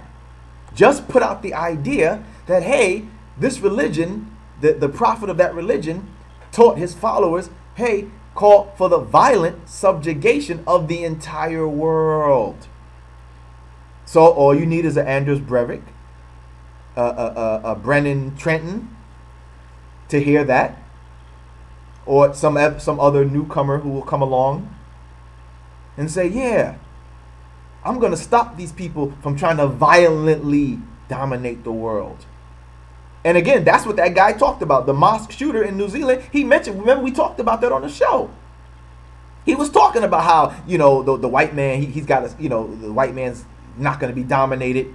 We're not going to let you dominate the white man. We're not going to let you dominate the white man's lands and all of that. That's why I told you guys that this anti-Islamic thing is connected to white supremacy. There's a connection there. It's not really so much about, religion versus religion or competition against religion. A lot of the hatred against Islam has a white racist component to it. Although Muslims are not a race, yeah, we get that. But it's that idea that here's this religion of a brown people, of a people of color, dominating over us whites. That's really the underlying thinking of these people. And then when you got these Rababis and Bridget Gabriels and Wally Shubats and all of them, yeah, they're Arabs, but they're, like somebody said in the text, they're like the Uncle Toms. They're the Arab version of the Uncle Toms. They're the Middle Eastern versions of an Uncle Tom type or House Negro type.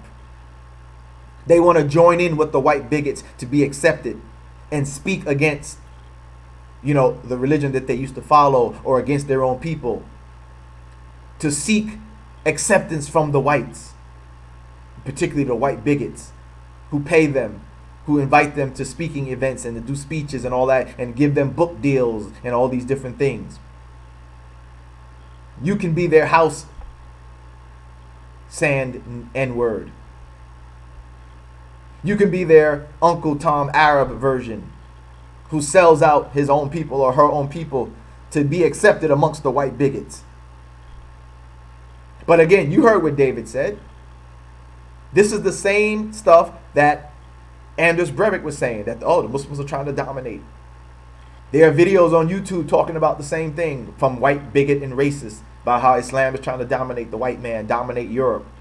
Didn't they make a documentary called Eurabia, right? Meaning that Europe is going to become Eurabia. So many Arabs are migrating or immigrating to Europe that it's going to turn into Eurabia. It's no longer going to be Europe. It's no longer going to be the land of whites. Let's keep it real. Let's keep it real. That's what they mean. It's no longer going to be the land of whites. Whites will not dominate. It's going to become Eurabia if we don't do something to stop these immigrants, these migrants or whatever. So really, that's the underlying theme, and that's the connection between the white racist movement and the anti-Islamic movement. That they see it as a threat to white domination and white power. Even though, as I've said before, a lot of these Muslims really are just trying to seek a better life because the West has destroyed their countries. You destroyed their countries, so they run seeking a better life, and that's all they really want. But when you listen to people like this, frame it in the idea of an invasion. An invasion. They want to dominate. They want to subjugate. But like I said, I want to refute what David said, that the Prophet Muhammad called for the violent subjugation. The violent subjugation, which is a complete lie. I already talked about it earlier. I gave you the verses which showed you that that is a lie. The Prophet did not call for the violent subjugation of the world. There are over a dozen verses in the Quran that prove that point, as you look on the screen. I read some of them earlier, but here they go again. Particularly the ones with the little asterisk next to it are some of the strongest verses that refute that claim. Right? So let's look at them again. I read chapter 6, 107 earlier, which makes it clear that there is no calling for the domination or subjugation of the entire world. Where the hell does David get that from? Where the hell did David get that from? These verses are clear. That's not the case. Look at chapter 16 right here, right with my cursors. Look at chapter 16, verse 93. Right? What does it say? What does it say?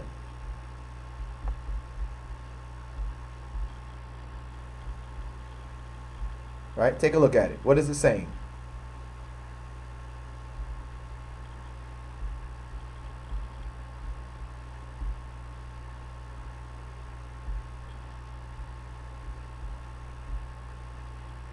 Right?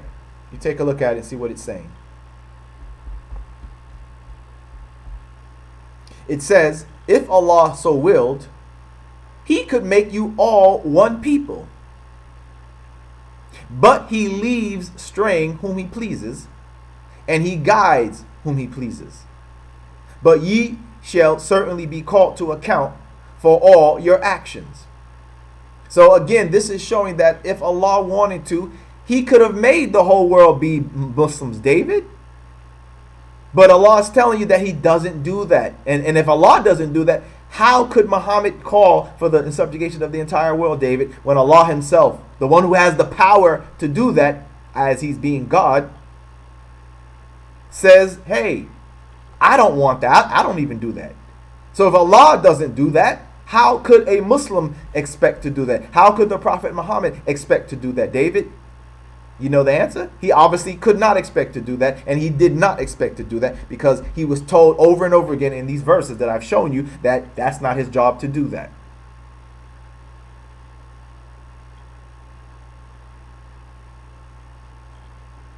Look at chapter 21, verse 109. It says, but if they turn away, say, does it say what David said, that he called for the subjugation of the world? No. It says, if they turn away, say, I have informed you sufficiently, although I do not know whether what you are promised is near or far.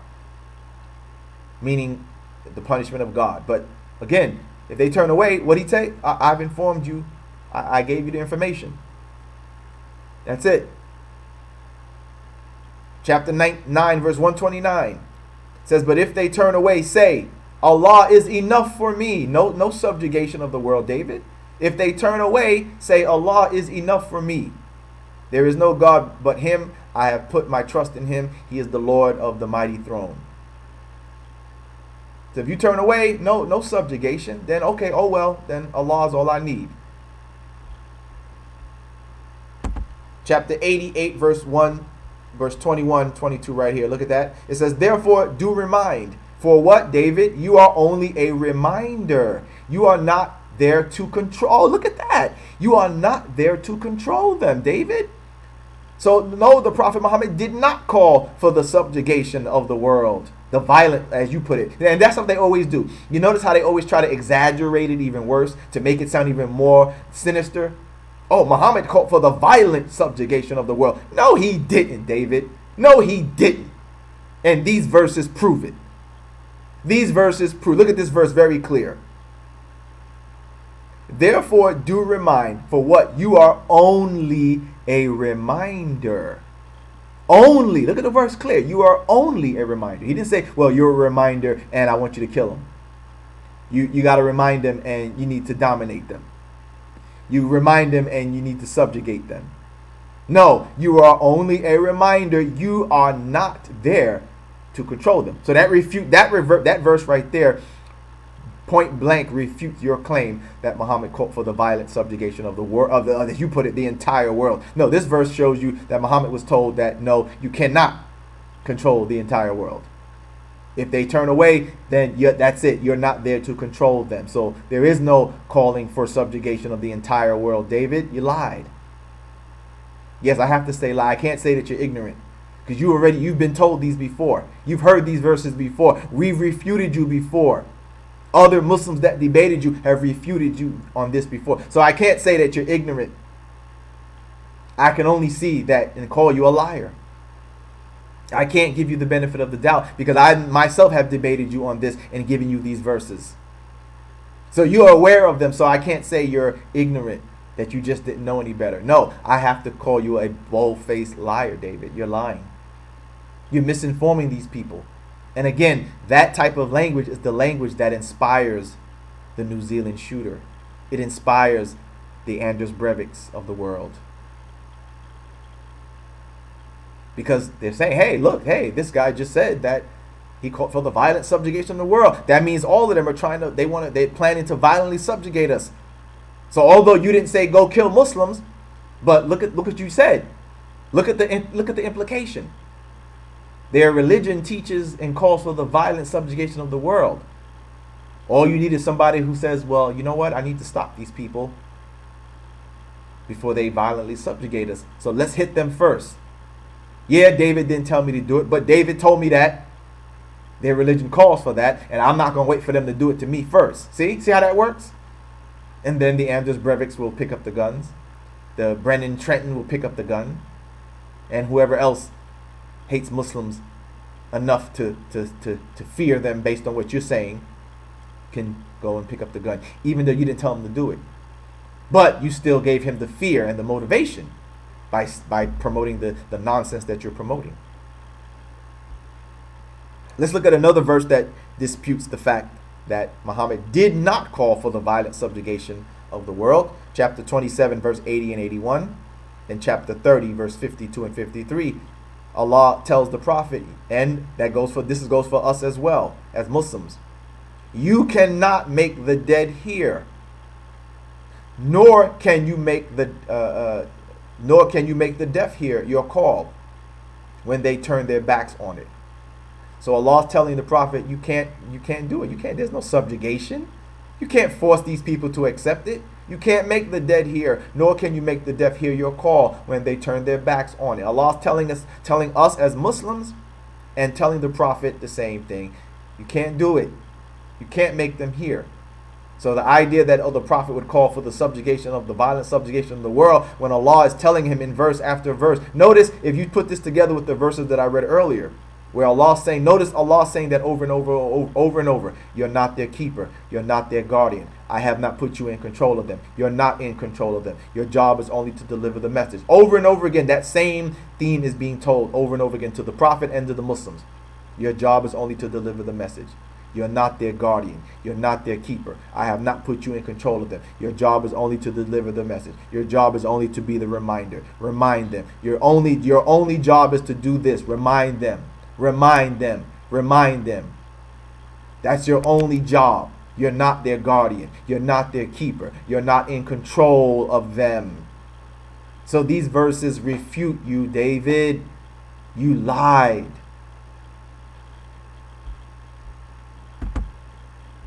Okay.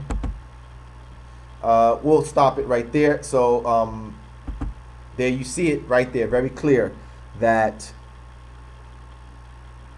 the Prophet did not call for the killing of those who criticize Islam. The Prophet did not call for the violent subjugation of the world either. David has lied to his audience yet again. Okay? So, we're going to, we'll go ahead and end it on that. As I said, look for the next video we'll make maybe sometime over the weekend, tomorrow or on Sunday, where we will then address the claims of what the video we showed of Armin Navabi in his so-called poison pill of Islam video, right? You saw it on this video here. We touched on it, but I'm going to refute him next directly. We'll next make a video where we will refute him next. Okay, so be on the lookout for that. We'll go ahead and end it on that. I appreciate you those tuning in. I know it's kind of late, especially here in the United States. It's 1:51 a.m. in the morning, so I definitely appreciate those who stayed up to watch this live. For those who watch this at a later time, I appreciate you too. Remember to check out our Patreon if you want the notes that I used in tonight's video. They are available on my Patreon page. You can have access to them to use them for your own personal study, or if you want to use them for your own debates and your own arguments. These are some of the strongest arguments, brothers and sisters. They're some of the strongest verses that you can use, some of the strongest arguments to use in refuting people point blank. Like I said, they can't get away from those verses. They will not be able to get around those verses. They are clear verses that demonstrate that the Prophet did not call for the killing of those who criticize Islam. The Prophet did not call for the killing of apostates. The Prophet did not call for the violent domination or subjugation of the world. I give you verses from the Quran. I give you some scholars that back it up, so that way they can't claim, as Navabi claimed, that we're ignoring our religion or we're more nicer than our religion. No, we're showing you that our religion actually teaches to be nice, as long as you're peaceful with us.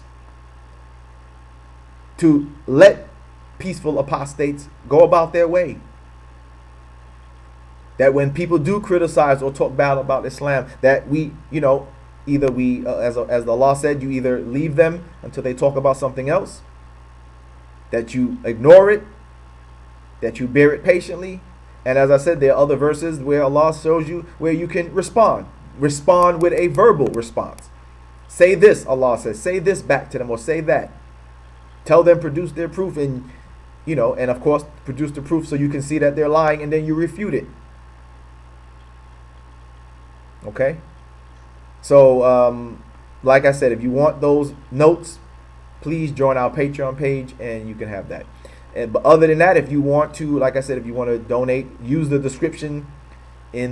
links in the description of this video where you can donate through our PayPal, through our website. You can purchase our book, He Never Was God, How Scripture Shows Jesus Was Fully a Man and Not God. You can get our DVD, Taqiyya, The Lie They Made Against Islam. By the way, you know what? That DVD is still a necessary video because there are a lot of people still using that claim. Every once in a while, I still see people when I'm refuting them, they still telling me, "Oh, you're using Taqiyya," and I'm like, "Man, shut up," because you don't even know what Taqiyya means. But to them, obviously, Taqiyya means that I'm not telling the truth about Islam. It means to them that I'm lying. So I say, be quiet because you don't know what Taqiyya is. So that video helps you. That video also has a lot of good information, a lot of verses, a lot of statements from the scholars, from the Prophet, from companions that demonstrate that Taqiyya is not a teaching that tells Muslims to lie and deceive non-Muslims on everyday interactions, or to lie about what Islam actually teaches, or to lie so that Islam can take over and dominate, or whatever the hell claims they made. So that video will help you as well. Okay? Like I said, I did put my Taqiyya notes on my Patreon page, so it will help you. But those are some ways you can help your brother, Mr. Islam Answers Back, continue to counter people like this on a larger scale, because that's what's needed. We need to get our message out there. You saw how Ravabi was talking about how, he was calling for the support of the ex-Muslim movement. Well, that tells you, brothers and sisters, we need support for those who are still in the Muslim movement. We need your help to continue to counter these people. Because as you see, Ravabi is doing speeches on colleges and universities. He's being sponsored by, his atheist movement or atheist groups. And I've been asking for the Muslims to support me, so that way I can do the same thing. So I can go to universities and set up lectures and speeches and get our information out there just the same. If you believe in what I'm saying, if you believe in what I'm giving and the work that I do, support your brother. All right? Support your brother. So I'm going to end it right there. Like I said, don't forget, look for my next video either tomorrow or over the weekend, where we will be presenting a response and refutation to Armin Navabi, the man that you saw in this video that David was talking about being silenced. Okay? All right, brothers and sisters, thank you for your support. Thank you for your viewing, and anybody who, like I said, who watches this later, I want to thank you in advance for those who are going to watch this live stream later. All right, take care. See you tomorrow, inshallah, or over the weekend. Assalamu alaikum.